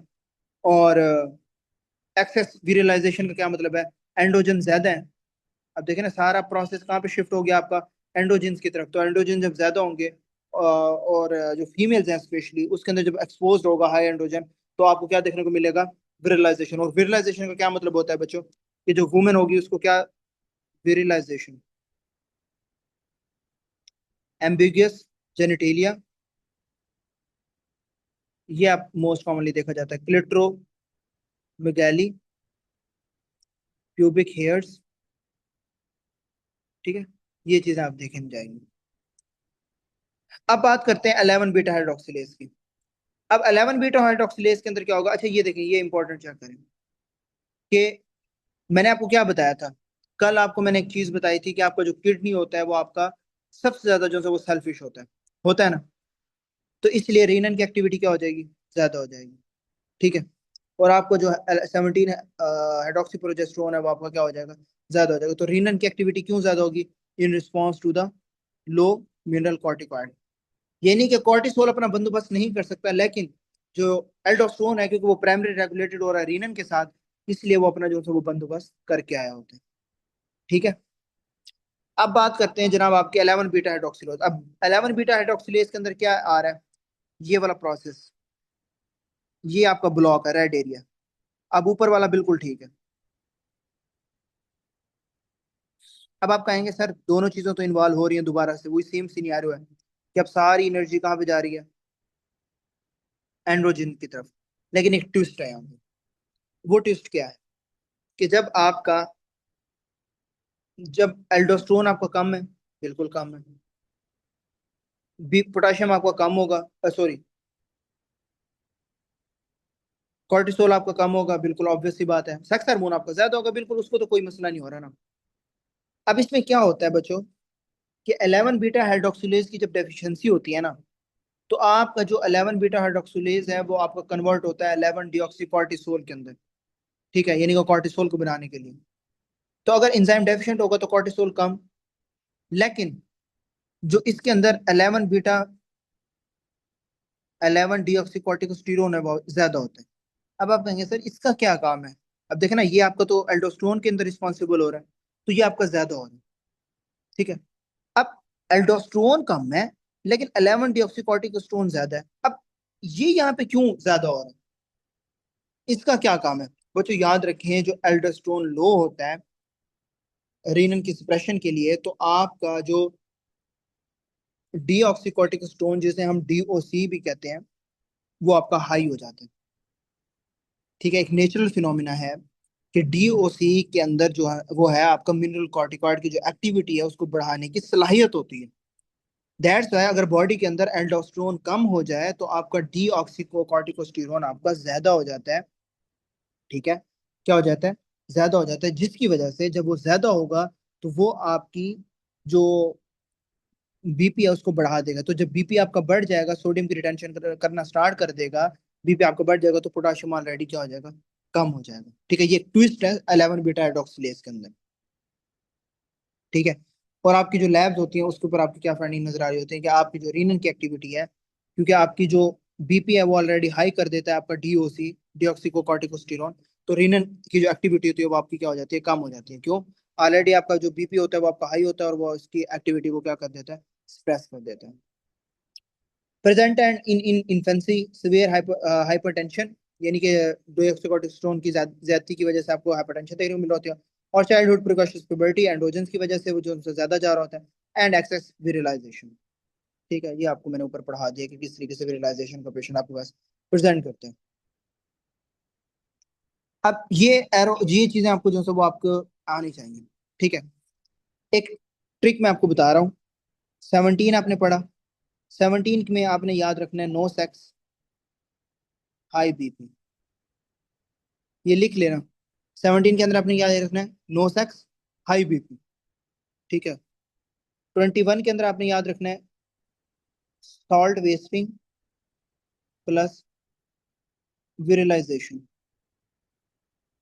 और 11 बीटा के अंदर आपने याद रखना है हाइपरटेंशन प्लस विरलाइजेशन। ये तीन चीजें आपने जो है वो आपने याद रखनी है ऐसे। No sex high BP, salt wasting virilization, hypertension और विरलाइजेशन।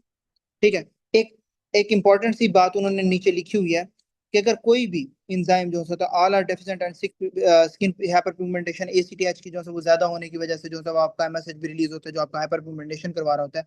ये मैंने आपको पहले भी बात बताई हुई है। अगर वो कहता है कि डेफिशिएंट इंजाइम स्टार्ट हो रहा है एक से कौन स्टार्ट हो रहा है? 11 बीटा और 17 दोनों। एक से आपके 17 भी स्टार्ट हो रहा है। क्या हो रहा है आपका?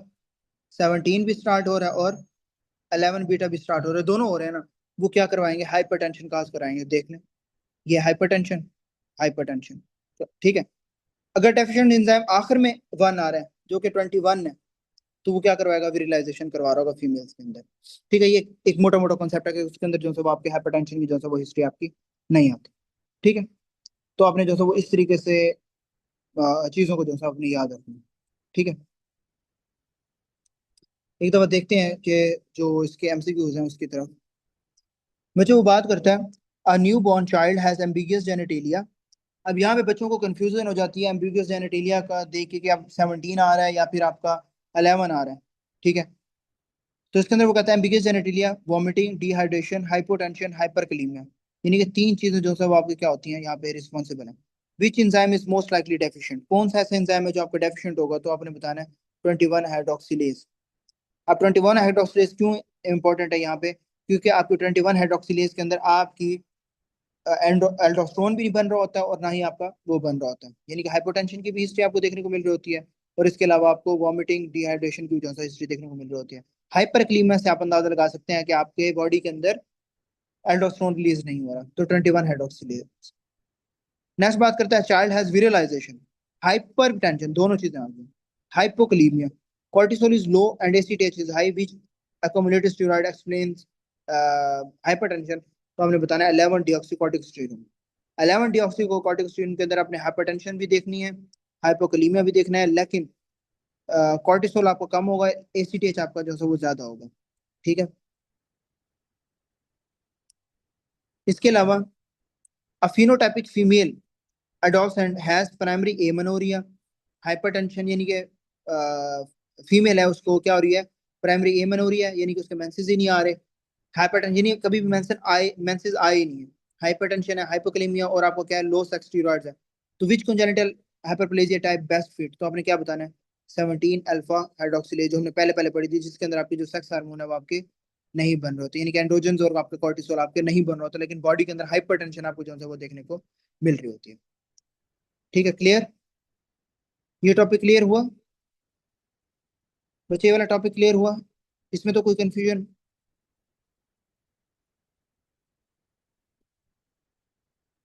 ठीक है, नेक्स्ट बात करते हैं, very important and the most important topic of endocrine system is cortisol.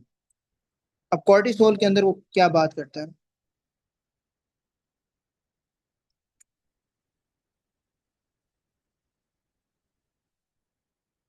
अल्लाह तेरा शुक्र।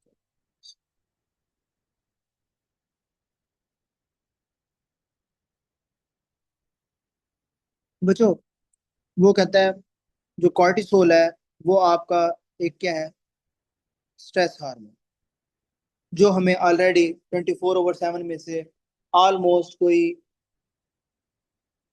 जब तक सो रहे हैं तो वो तो है एक अलग बात है, लेकिन इसके अलावा जो सब हमें देखने को मिल रहा होता है, मतलब जिंदगी में स्ट्रेस ही है और क्या है, अल्लाह माफ करे, लेकिन अच्छी लाइफ है। खैर, तो कॉर्टिसोल आपका एक ग्लूकोकॉर्टिकॉइड हार्मोन है, जो हम पीछे पढ़ के आए हैं काफी दफा।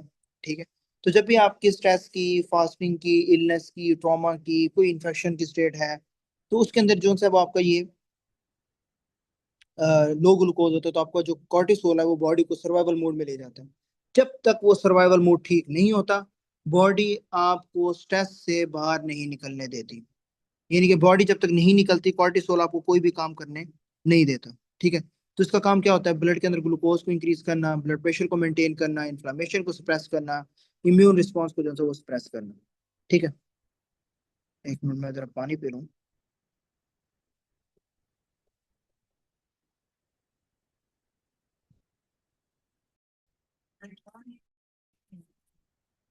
अच्छा जी, तो वो कहता है कि जो कॉर्टिसोल है वो क्या है आपका, एक ब्लड को इंक्रीज करता है, ब्लड प्रेशर को मेंटेन करता है, इन्फ्लामेशन को जो है वो आपको सप्रेस कर रहा होता है, और प्रोटीन और फैट के मेटाबॉलिज्म के अंदर जो है आपको क्या कर रहा होता है, चेंज कर रहा होता है। तो जब भी आपकी स्ट्रेस की कंडीशन होती है, तो आपका कॉर्टिकोट्रोपिक रिलीजिंग हार्मोन जो है वो रिलीज होता है, वो आपका एसीटीएच को जो है वो रिलीज करवा देता है, ज्यादा करवा देता है, जिसकी मदद से जो है आपका कॉर्टिसोल है वो आपको क्या होता है, रिलीज होता है। और कॉर्टिसोल जो होता है वो आपके ग्लूकोज को रिलीज करवाता है, प्लस बीपी को सपोर्ट करता है और वो रिलीज करवा रहा होता है, ज्यादा करवा रहा होता है, प्लस इन्फ्लामेशन को कम करवा देता है। ठीक है, तो ये आपका जो है वो काम होता है। पहले पहले वो बात करता है एड्रेनोसिनोफेसिकुलेटा, ये आपको पता है कि आपके जो तीन कॉर्टिस होते हैं उसके अंदर bound to corticosteroid binding globulin. ठीक है, यानी कि आपका जो ब्लड होता है, ब्लड के अंदर जो कॉर्टिसोल होता है वो मोस्टली आपका फ्री फॉर्म के अंदर होता है।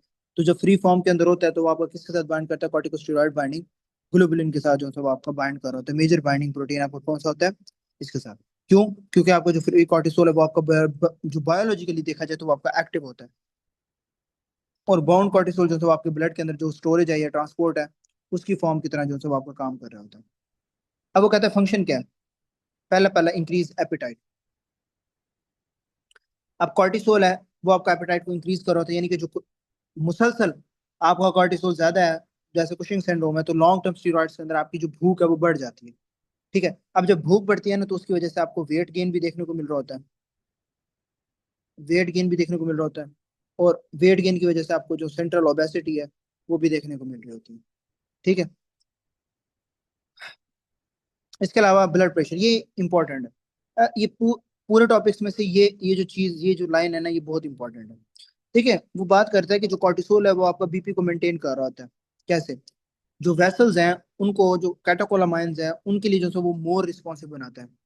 जो वेसल्स हैं उनको, जो कैटेकोलामाइंस होते हैं उनके लिए क्या बना रहा होता है, रिस्पॉन्सिव बना रहा होता है।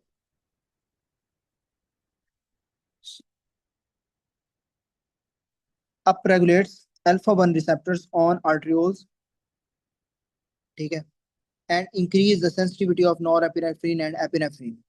यानी कि जो अल्फा 1 रिसेप्टर्स होते हैं आपके आर्टीरियोल्स के ऊपर, जो आपके ब्लड वेसल्स के ऊपर होते हैं, तो जो नॉर एपिनेफ्रिन जो या एपिनेफ्रिन होते हैं वो आपका अल्फा 1 रिसेप्टर्स को क्या कर रहे होते हैं, स्टिमुलेट कर रहे होते हैं। जब आपके एपिनेफ्रिन यानी कि कैटेकोलामाइंस आपके जो अल्फा 1 रिसेप्टर्स हैं उनको स्टिमुलेट कर रहे होते हैं, तो जब स्टिमुलेट करते हैं तो ये आपकी कौन सी सिचुएशन होती है, फाइट एंड फ्लाइट की सिचुएशन होती है ना। तो इसके अंदर जो आपकी जो वेसल्स है उनकी क्या होना स्टार्ट हो जाती है, वेजो कंस्ट्रिक्शन, यानी कि आर्टियोल्स के ऊपर क्या हो जाती है, वेजो कंस्ट्रिक्शन हो जाती है, ठीक है। और कॉर्टिसोल जो होता है वो आपका अल्फा 1 रिसेप्टर्स की एक्सप्रेशन या सेंसिटिविटी को इंक्रीज कर रहा होता है। जितना वो ज्यादा इंक्रीज होगा, ब्लड वेसल जो होता है वो आपके बेटर रिस्पॉन्ड कर रहे होते हैं और आपकी जो वेजो कंस्ट्रिक्शन होती है वो आपकी क्या हो जाती है, बढ़ जाती है, ठीक है।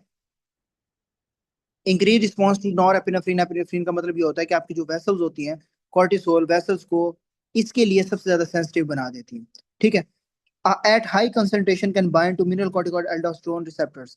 नॉर्मली जो एल्डोस्टेरोन होता है वो आपका मिनरल कॉर्टिकॉइड रिसेप्टर्स होता है, यानी कि उनके ऊपर एक्ट कर रहा होता है। लेकिन जब कॉर्टिसोल जो होता है वो आपका सबसे ज्यादा हाई कंसंट्रेशन के अंदर है, यानी कि जब आपकी बॉडी के अंदर कॉर्टिसोल बहुत ज्यादा होता है कंसंट्रेशन की तरफ, तो वो आपकी मिनरल कॉर्टिकॉइड की एक्टिविटी के ऊपर भी रिस्पॉन्स, यानी कि उसके ऊपर भी जो सा हावी हो जाता है।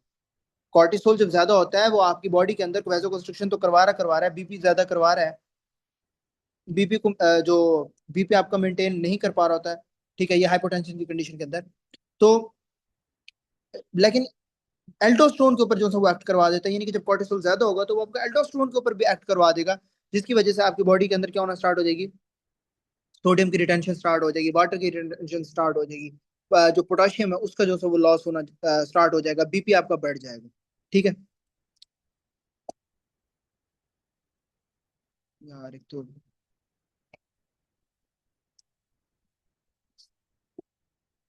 एक मिनट पेंसिल, अच्छा खैर यहाँ से पढ़ लें, ठीक है। तो इसका क्या होगा, आपका ज्यादा हो जाएगा। और आपको पता है कि कुशिंग सिंड्रोम में आपको सबसे इंपॉर्टेंट जो है हाइपरटेंशन देखने को मिल रही होती है, जब आपकी क्रोनिक कॉर्टिसोल जो है आपका इंक्रीज ज्यादा होता है। इसके अलावा वो कहता है इंक्रीज इंसुलिन रेजिस्टेंट या डायबिटोजेनिक, यानी कि जो कॉर्टिसोल होता है वो आपके इंसुलिन के जो है वो आपका अपोजिट काम कर रहा होता है, ठीक है। तो जो टिश्यूज होती हैं वो आपके इंसुलिन को उसके जो इफेक्ट है उसको रेजिस्टेंट जो है वो आपको बना रहा होता है। तो इसलिए आपकी जो बॉडी होती है उसके अंदर जो ब्लड ग्लूकोज होता है वो आपका क्या होता है, ज्यादा हो रहा होता है, और इंसुलिन को जो है वो आपका रेजिस्टेंट रखता है, उसको जो है वो किसी काम के लिए यहाँ पे नहीं रखता, ठीक है। जितना इंसुलिन रेजिस्टेंट रहेगा उतना जो है वो आपकी बॉडी के अंदर जो ग्लूकोज है वो आपको क्या रहेगा, ज्यादा रहेगा। अगर इंसुलिन हाई हुआ, वहां से क्या होगा, जो इंसुलिन है वो ग्लूकोज को पकड़ के कहाँ पे ले आएगी, आपके जो लिवर है या आपके जो मसल्स हैं उनके अंदर जो है वो स्टोर करवाना स्टार्ट कर देगी। Increase gluconeogenesis, lipolysis and proteolysis, यानी कि आपकी जब लिवर जो न्यू ग्लूकोज बनाता है अमाइनो एसिड से, लैक्टेट से, ग्लाइसरोल से, तो कॉर्टिसोल आपकी ग्लूकोज की प्रोडक्शन को ज्यादा कर देता है। वो कहता है भाई इस स्ट्रेस के रिस्पॉन्स में मुझे ग्लूकोज मैक्सिमम अमाउंट में चाहिए, जो मर्जी हो जाए, जो मर्जी हो जाए, हमने पेशेंट को स्ट्रेस से निकाल रहे हैं, हम कॉर्टिसोल हाई है तो उससे ग्लूकोज आपको वाफर मिकदार के अंदर चाहिए, ठीक है।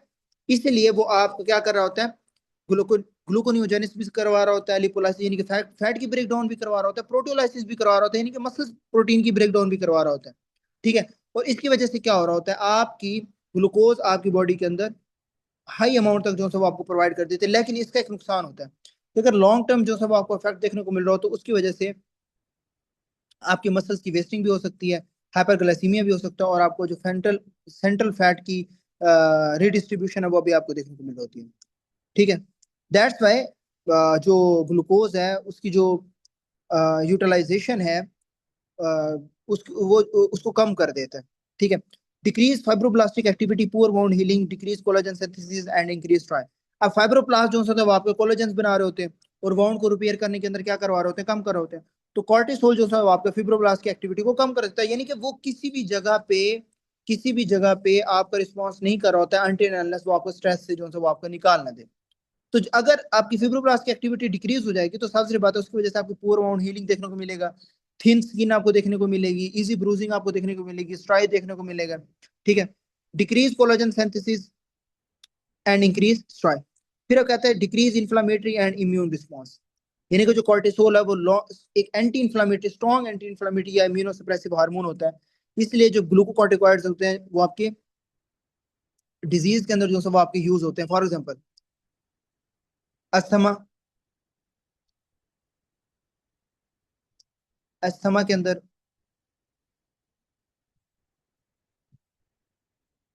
अस्थमा के अंदर जो सब वो यूज आ रहे होते हैं, ठीक है ना।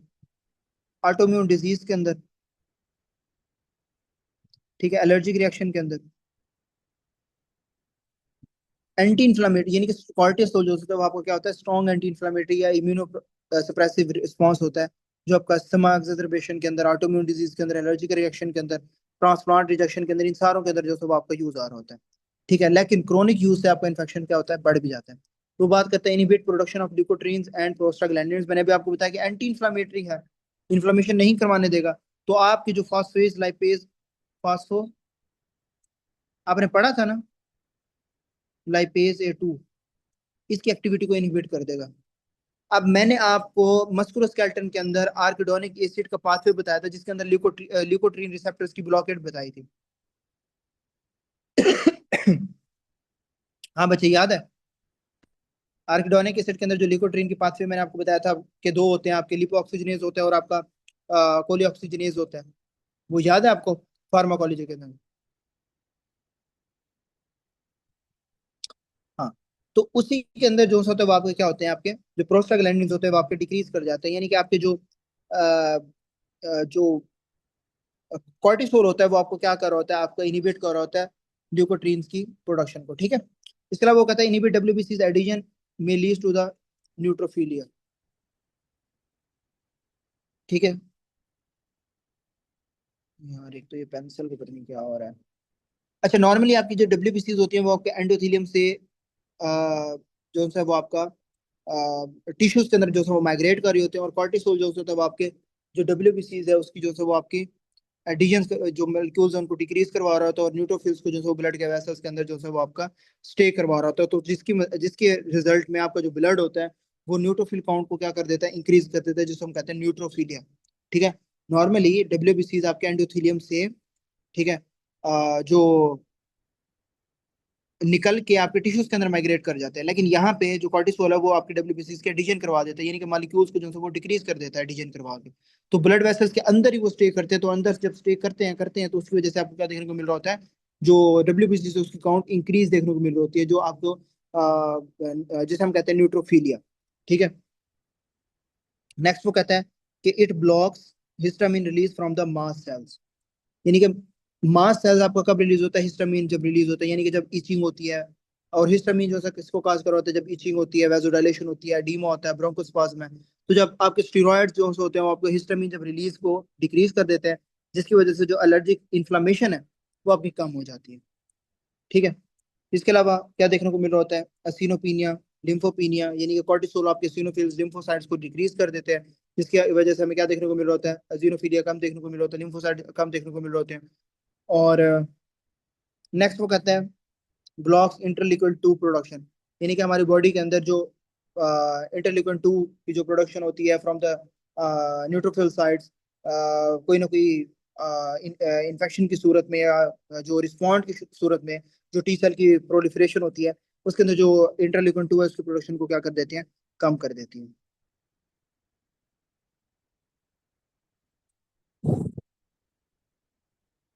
अच्छा यार, इसके नीचे कितना कौन सा कितना टॉपिक रहेगा, बस लास्ट टॉपिक है इसके बाद। डिक्रीज बोन फॉर्मेशन और ओस्टियोब्लास्ट की जो एक्टिविटी होती है उसको भी क्या कर देते हैं, कम कर देते हैं। ठीक है,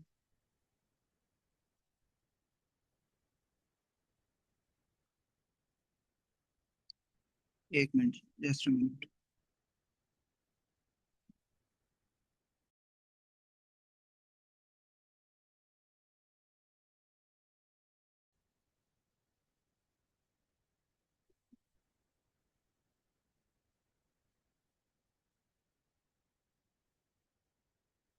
अच्छा, अच्छा जी, फिर वो कहता है कि डिक्रीज बोन फॉर्मेशन और डिक्रीज ओस्टियोब्लास्टिक एक्टिविटी। जो कॉर्टिसोल होता है वो आपका ऑस्टियोब्लास्टिक एक्टिविटी को डिक्रीज कर देता है, और लॉन्ग टर्म स्टीरॉइड से आपको पता है कि ऑस्टियोपोरोसिस, वर्टिब्रल कंप्रेशन, कोरिवेस्कुलर नेक्रोसिस का जो है वो खतरा देखने को मिल रहा होता है। बाकी cortisol is a big fib. इसका मतलब क्या होता है, बिग फिब का क्या मतलब होता है? ब्लड प्रेशर हाई से insulin resistant glucogenesis, fibroblast activity, immune inflammatory response या बोन फॉर्मेशन, ये चीजों को डिक्रीज और इंक्रीज जो सब आपका कर होता है। बाकी वो कहता है कि exogenous glucocorticosteroids can cause reactivation of TB and candidiasis, blocks interleukin 2 production. यानी कि बार बार आप जब स्टेरॉइड दे रहे होते हैं, फॉर एग्जांपल आपने पेरिडिनोसोन दी, डेक्सामेथासोन दी, या हाइड्रोकॉर्टिसोन, जो अमूमन स्टेरॉइड जो सब आप यूज कर रहे होते हैं हमारे, तो उसके अंदर जो सब आपके टीबी की रिएक्टिवेशन हो जाती है बाय सेल मीडिएटेड इम्यूनिटी। तो जब सेल मीडिएटेड इम्यूनिटी है वो आपकी क्या होती है, कम होती है, तो उसकी वजह से जो टीबी है वो आपको रिएक्टिव होने के जो चांसेस होते हैं वो ज्यादा होते हैं। इसके अलावा जो फंगल डिफेंस है वो भी आपका डिक्रीज हो जाता है, जिसकी वजह से आपको क्या देखने को मिल रहा होता है, कैंडिडियासिस देखने को मिल रहा होता है। And blocks I interleukin 2 production, जो हम नीचे भी पढ़ के आए कि जो टी सेल्स की सेल की ग्रोथ है वो आपको सिग्नल दे रहा होता है, और जो इम्यूनिटी है उसको डिक्रीज कर देता है, और इन्फेक्शन का रिस्क क्या कर देता है, ज्यादा कर देता है। तो इसलिए आपने याद रखना है कॉर्टिसोल सिर्फ स्ट्रेस के ऊपर जो है वो आपका रिस्पॉन्ड कर रहा होता है। रेगुलेशन के अंदर क्या है, कॉर्टिकोट्रोपिक रिलीजिंग हार्मोन से जो सब रिलीज होता है, यानी कि हाइपोथैलेमस से कहाँ पे आता है आपका, इनके स्टिमुलेट करता है एसीटीएच को रिलीज को फ्रॉम द पिट्यूटरी। कॉर्टिसोल की प्रोडक्शन ज्यादा होती है एड्रीनल ज़ोन फेसिकुलेटा के अंदर। ज्यादा कॉर्टिसोल होगा तो एक्सेसिव कॉर्टिसोल जो है वो आपके डिक्रीज कर देता है कॉर्टिकोट्रोपिक रिलीजिंग हार्मोन को, यानी कि फीडबैक देता है, नेगेटिव फीडबैक, भाई ज्यादा हो गया हूँ अब कम हो जाओ। और एसीटीएच को भी, और कॉर्टिसोल की सिक्रेशन जो है वो आपकी कम हो जाती है। यानी तीनों चीजें, अगर कॉर्टिसोल आपकी बॉडी के अंदर ऑलरेडी हाई है, ठीक है, तो आपका हाइपोथैलेमस को पिट्यूटरी को आपका सिग्नल देता है, जिसकी वजह से आपका जो कॉर्टिकोट्रोपिक रिलीजिंग हार्मोन है वो आपको कम हो जाता है, और एसीटीएच भी आपको जो है वो कम हो जाता है। बाकी वो कहता है क्रोनिक स्ट्रेस में इंड्यूस प्रोलॉन्ग कॉर्टिसोल सिक्रेशन, यानी कि कॉर्टिसोल जो है क्रोनिकली जब हाई हो, इम्यून फंक्शन जो है आपका इम्पेयर्ड हो जाता है, कॉर्टिसोल की जो रेजिस्टेंट है वो ना स्टार्ट हो जाती है आपकी बॉडी के अंदर, और हाइपोथैलेमस जो पाथवे होता है वो आपका डिसरेगुलेटेड हो जाता है। ठीक है, दैट्स वाई जो क्लिनिकल प्रेजेंटेशन है वो आपकी कुशिंग सिंड्रोम की जो है आपको देखने को मिल रहे होते हैं। कुशिंग सिंड्रोम में आपने क्या याद रखना होता है, सबसे important, weight gain, moon face, central obesity, purple striae. ठीक है, ये आपकी चार चीजें बड़ी कॉमन होती हैं। बाकी ऑस्टियोपोरोसिस, हाइपरग्लाइसीमिया भी देखने को मिल रहा होता है, लेकिन ये चार चीजें जो है आपकी क्या होती हैं, कॉमन होती हैं। ठीक है, तो जो कॉर्टिसोल है वो जब ज्यादा होता है तो आपको क्या करवा रहा होता है, उसको ग्लूकोज भी क्या चाहिए होता है, ज्यादा ग्लूकोज ज्यादा होगा, और साथ साथ अगर वो ज्यादा है कॉर्टिसोल, तो बीपी भी क्या करवा रहा होता है, ज्यादा। लेकिन जो कोलाजन होता है उसको डिक्रीज करवा देता है, साथ साथ आपकी जो इम्यून सिस्टम होता है उसको कम करवा देता है, और जो बोन है उसकी को भी आपकी जो बनाने की अमल है उसकी भी ऑस्टियोब्लास्टिक एक्टिविटी है वो भी आपकी कम करवा देता है। यानी कि it mainly focus on the release of the stress. एक दफा इसके एमसीक्यूज देख लेते हैं कि वो यहाँ पे क्या कर रहा है, ये टेबल लाजमी देख लीजिएगा। वो कहता है a patient has wait gain, moon face, proximal muscle weakness, purple striae and hyperglycemia. Low dose dexamethasone fails to spaz, ये यहाँ पे बच्चे सबसे ज्यादा फंसते हैं, सबसे ज्यादा फंसते हैं ये इस जगह पे, कंफ्यूज हो जाते हैं। व्हाट इज डायग्नोज कैटेगरी, तो आपने बताना it is a Cushing syndrome, यानी कि एसीटीएच कितनी ज्यादा वो हो रही है कि लो डोज से कोई इफेक्ट ही नहीं हो रहा। अब पेशेंट विद, हाँ एक्टोपिकली है तो उसके उसमें भी कुछ नहीं होता, उसमें भी कुछ नहीं होता। ठीक है, a patient with autoimmune adrenal destruction has fatigue, hypotension, hyperkalemia and diffuse hyperpigmentation. ठीक है, which hormone is mostly deficient, यानी कि आपको पता है कि मैंने आपको बताया कि एसीटीएच ज्यादा, तो वो अपने साथ साथ एमएसएच को भी इंक्रीज करवा देते, तो दैट्स व्हाई हाइपर पिगमेंटेशन की हिस्ट्री आपको लाजमी देखने को मिल रही होती है। A patient with a chronic peritoniosome are used suddenly stop therapy and develop hypotension, weakness and vomiting. What is the mechanism? तो वो आपके जो हाइपोथैलेमिक एक्सेस पाथवे हैं विद एड्रेनल इंसफिशिएंसी वो आपको देखने को मिल रहा है, यानी कि आप लॉन्ग टर्म स्टेरॉइड यूज करेंगे, अभी हम पढ़ के आएंगे, तो वो आपके जो पाथवे होते हैं उसको क्या कर देते हैं, सप्रेस कर देते हैं। ठीक है, नेक्स्ट एक छोटा सा टॉपिक है एपेटाइट की रेगुलेशन, जो हमें भूख फील होती है हमारी बॉडी के अंदर, कि जो मेन हमारे ब्रेन के सेंटर्स होते हैं वो आपको कौन कौन से होते हैं। एक आपका होता है लेटरल हाइपोथैलेमस। क्या होता है लेटरल हाइपोथैलेमस, जो क्या होता है आपका हंगर सेंटर होता है। एक आपका होता है वेंट्रो मीडियल हाइपोथैलेमस, ये आपका होता है स्ट्राइटी सेंटर। इसके अलावा होता है आपका न्यूक्लियस अकम्बेंस। न्यूक्लियस अकम्बेंस जो होता है वो आपका रिवार्ड या हिडोनिक फूड फूड की इनटेक को शो कर रहा होता है। अब सिंपल सिंपल सी बात है, ग्रेलिन जो होता है वो आपको हंगर को इंक्रीज कर रहा होता है, लेप्टिन आपको स्ट्रेटी यानी कि भूख नहीं लगने दे रहा होता है, और एंडोकैनाबाइड जो होता है वो आपका एपेटाइट यानी कि खुराक बाय रिवार्ड ईटिंग जो होता है वो मतलब रिवार्ड थ्रू द रिवार्ड यानी कि खुशी उसके अंदर जो है वो आपके फूड इनटेक को जो है वो ज्यादा कर रहा होता है। स्टिमुलेट हंगर,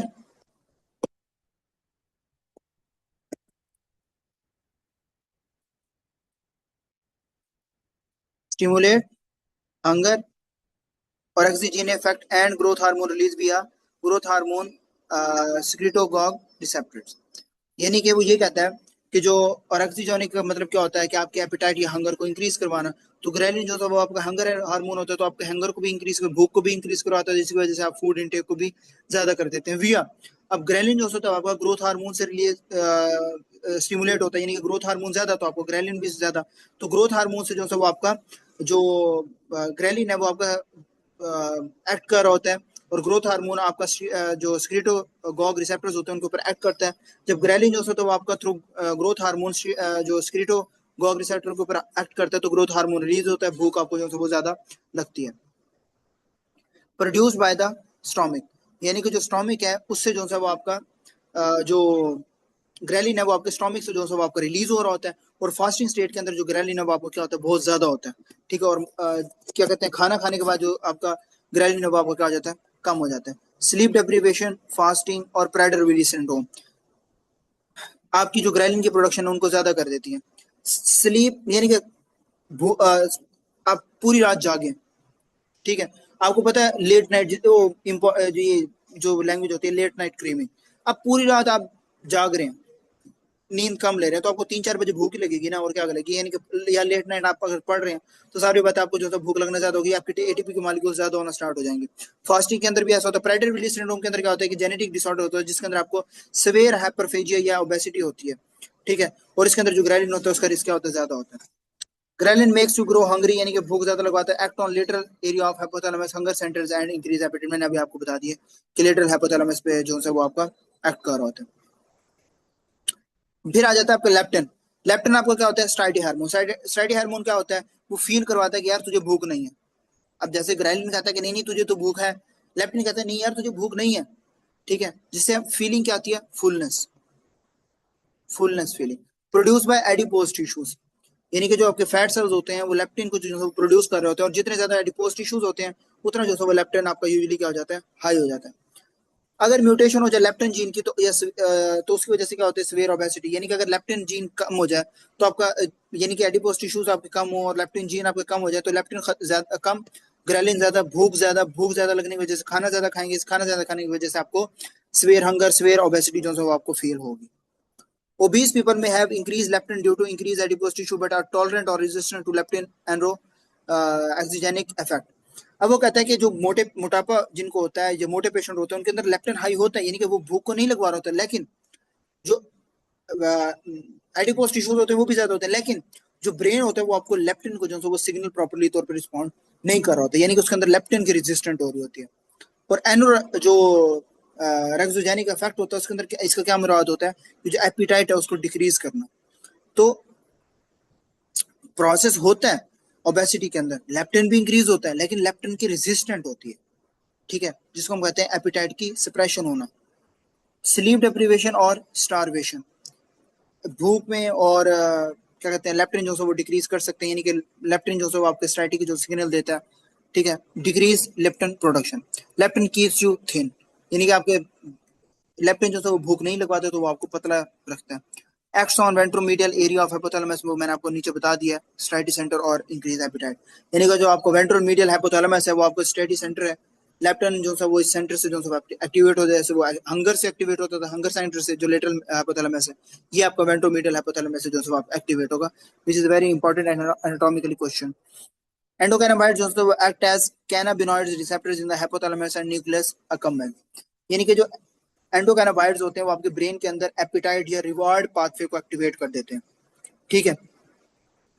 हाइपोथैलेमस से जो है वो हेमोस्टेटिक एपेटाइट को कंट्रोल कर रहा होता है, और न्यूक्लियस अकम्बल जो है तो वो आपको रिवॉर्ड या प्लेजर, जिससे मतलब फॉर एग्जांपल अभी आपका आइसक्रीम खाने का मूड हो रहा है, ठीक है, यानी कि मेरा आइसक्रीम खाने का मूड हो रहा है, तो मेरे जो एंडोकैनाबाइड्स हैं, ठीक है, जो कैनाबाइड रिसेप्टर्स वो आपके एक्टिवेट होंगे, जिसकी वजह से जो हम मुझे जो हेडोनिक ईटिंग है, ये प्रेयर रिवॉर्ड, ये जो चीजें मुझे अच्छी लग रही है खाने के लिए, वो हम जो है वो क्या करते हैं, वो उसको प्रमोट कर रहा होता है।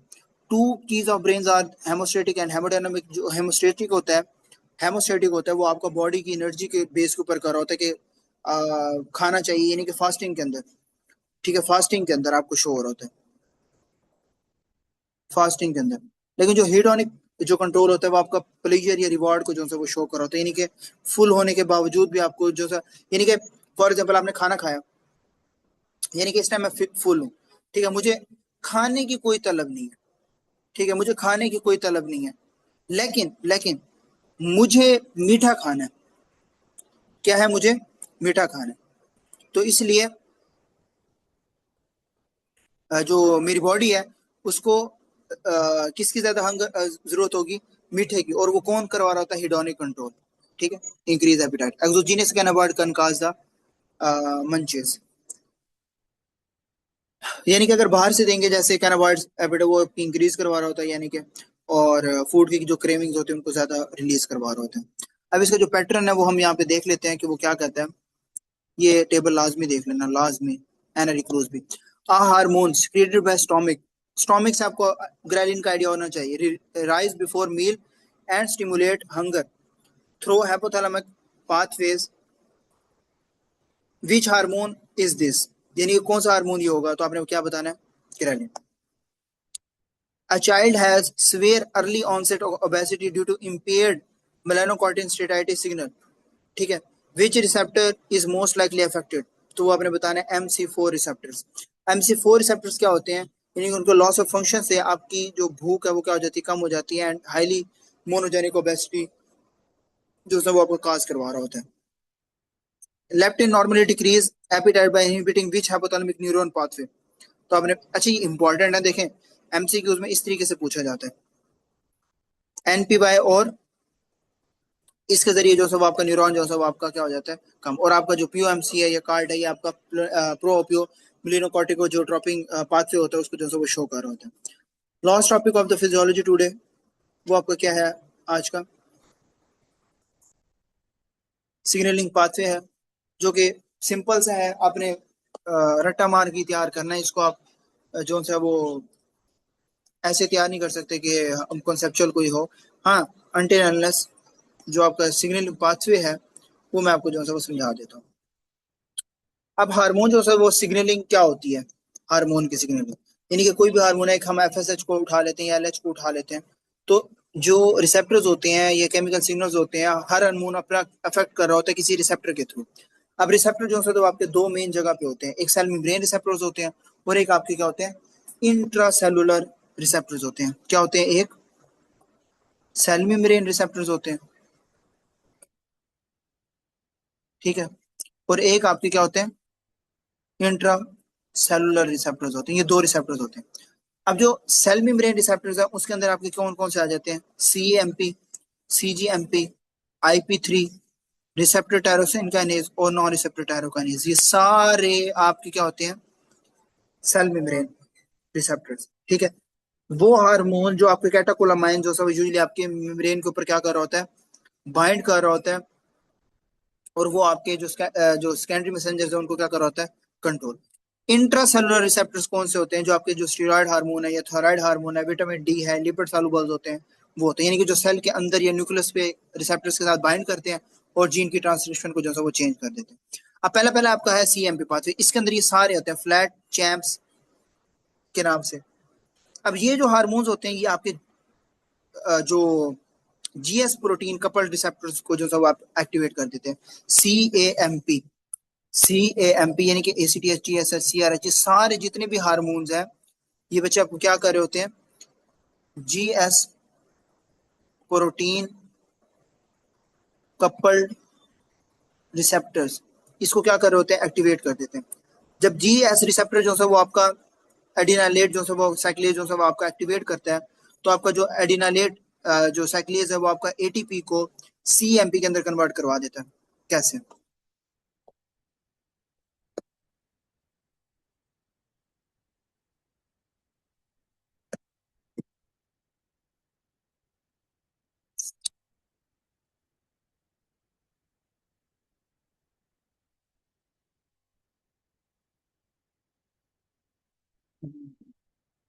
देखिए, हार्मोन, कोई भी हार्मोन आप उठा लें, एफएसएच, एलएच या कोई भी, क्या करवाया?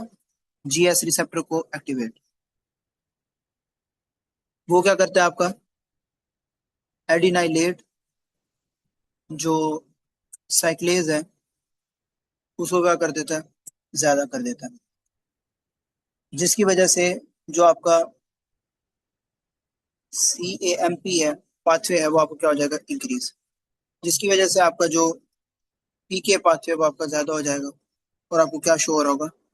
Cellular effect. यानी कि आपका जो जीएस रिसेप्टर्स हैं वो आपके एडिनालेट साइक्लेज को जो से वो क्या कर रहे होते हैं? एक्टिवेट करते हैं, उसको जो से वो बढ़ाते हैं। जब वो एक्टिवेट होते हैं तो वो आपकी जो एटीपी है उससे जो सीएमपी है उसके अंदर जो से वो कन्वर्ट कराते हैं, यानी कि एडिनालेट साइक्लेज को एटीपी को आपका सीएमपी के अंदर जैसे वो कन्वर्ट करवा रहे होते हैं। ठीक है, जो जब कन्वर्ट करवा रहे होते हैं तो जो सीएमपी प्रोटीन है वो आपकी काइनेज ए को, किसको? आपके सीएमपी प्रोटीन काइनेज को जो है वो प्रोटीन काइनेज ए को एक्टिवेट करवा रही होती है, और इसकी वजह से आपको सेलुलर इफेक्ट शो हो रहा होता है। पीके का मतलब होता है सीएमपी प्रोटीन काइनेज एक्टिविटी। ठीक है, तो इसको क्या करवा रहे होते हैं? ज्यादा करवा रहे होते हैं। ये तो काम हो गया आपका सीएमपी का। फिर आपका आ जाता है सीजीएमपी। सीजीएमपी के अंदर आपके बीएनपी और एएनपी आते हैं। आप बीएनपी एएनपी आपने जो है वो ऑलमोस्ट पढ़ा होगा कि जो बीएनपी होते हैं आपके वेंट्रिकल से जो सब आपके रिलीज हो रहे होते हैं, और आपके जो एएनपी होते हैं वो आपके जो एट्रियम उसके अंदर जो है रिलीज हो रहे होते हैं। ठीक है, बाकी एफएसएच, एलएच, एसीटीएच का आपको जो है वो जो मतलब है वो खुद पता है आपको। ठीक है, नाइट्रिक ऑक्साइड वगैरह।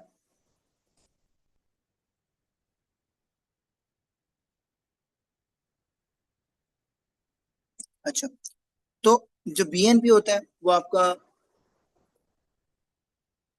ब्रेन नेटवर्क पेप्टाइड होता है, हार्ट के वेंट्रिकल से जो है वो रिलीज होता है और वॉल्यूम को ओवरलोड कर देता है। एएमपी जो है वो एट्रियल होता है, नाइट्रो पेप्टाइड जो होता है जो एट्रिया को स्ट्रेच कर रहा होता है, उसको स्ट्रेच करने पे जो है वो रिलीज हो रहा होता है। और आपका जो ईडीआरएफ या नाइट्रिक ऑक्साइड जिसको हम कहते हैं वो आपका एंडोथेलियम ड्राइव जो है रिलैक्सिंग फैक्टर होता है, जिसे हम नाइट्रिक ऑक्साइड कहते हैं। इसके अंदर किसी भी किस्म की जो है वो स्मूथ जो जो वेस्कुलर स्मूथ मसल्स है वो आपको रिलैक्स करवा रहा होता है। यानी कि सोडियम ये इसका काम क्या करता है? वेजोडाइलेशन का काम कर रहा होता है, या डायरेसिस का जो है वो आपको काम कर रहा होता है। ठीक है, तो अपने जो है वो निमोनिक से जो है आपने याद करना है तो आप याद कर सकते हैं।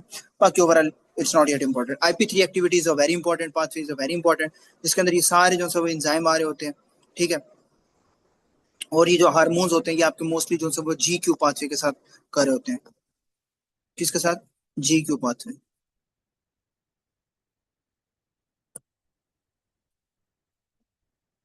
अरे यार, कोई भी हार्मोन उठा लें इसके अंदर से। ठीक है, अब उस हार्मोन को किसके साथ बाइंड करना है? GQ receptors. अब GQ जब रिसेप्टर्स एक्टिवेट होते हैं तो वो आपके जो फास्फोलाइपेज सी है, फास्फोलाइपेज सी, उसको जो है एक्टिवेट करवा देते हैं, बढ़ा देते हैं।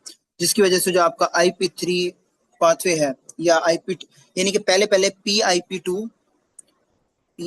टू उससे आपको चेंज करवाते हैं IP3 के अंदर।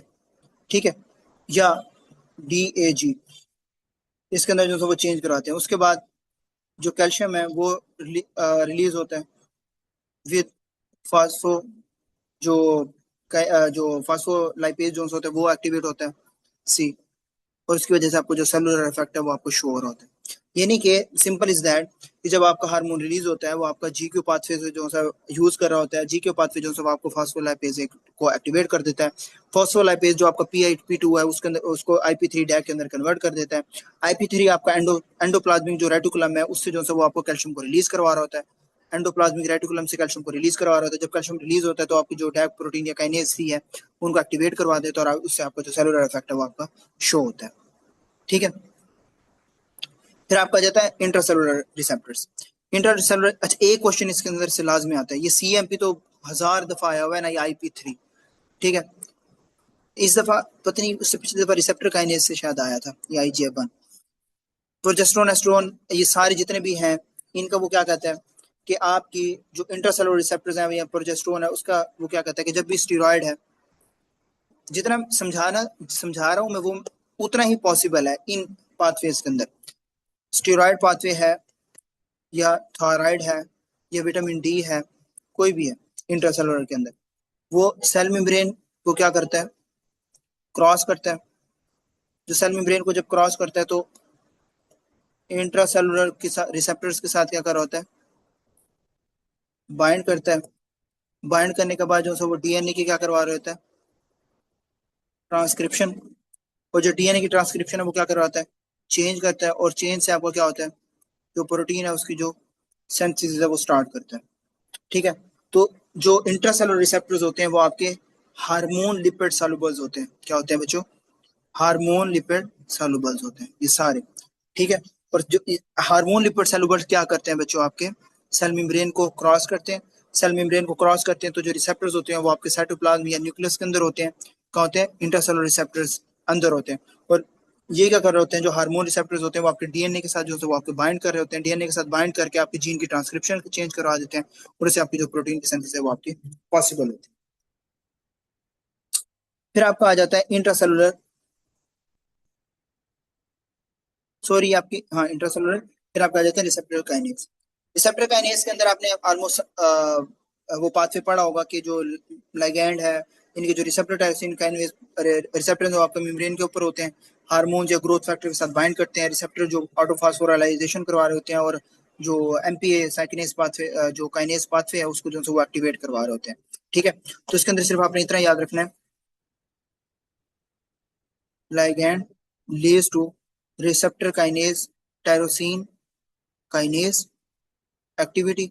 ये आपकी क्या करवा रही होती है, टायरोसिन की फास्फोराइलेशन या ऑटोफॉस्फोराइलेशन। और ये आपके एमपीए की जो काइनेज पाथवे है उसको क्या करवा रही होती है, एक्टिवेट करवा रही होती है।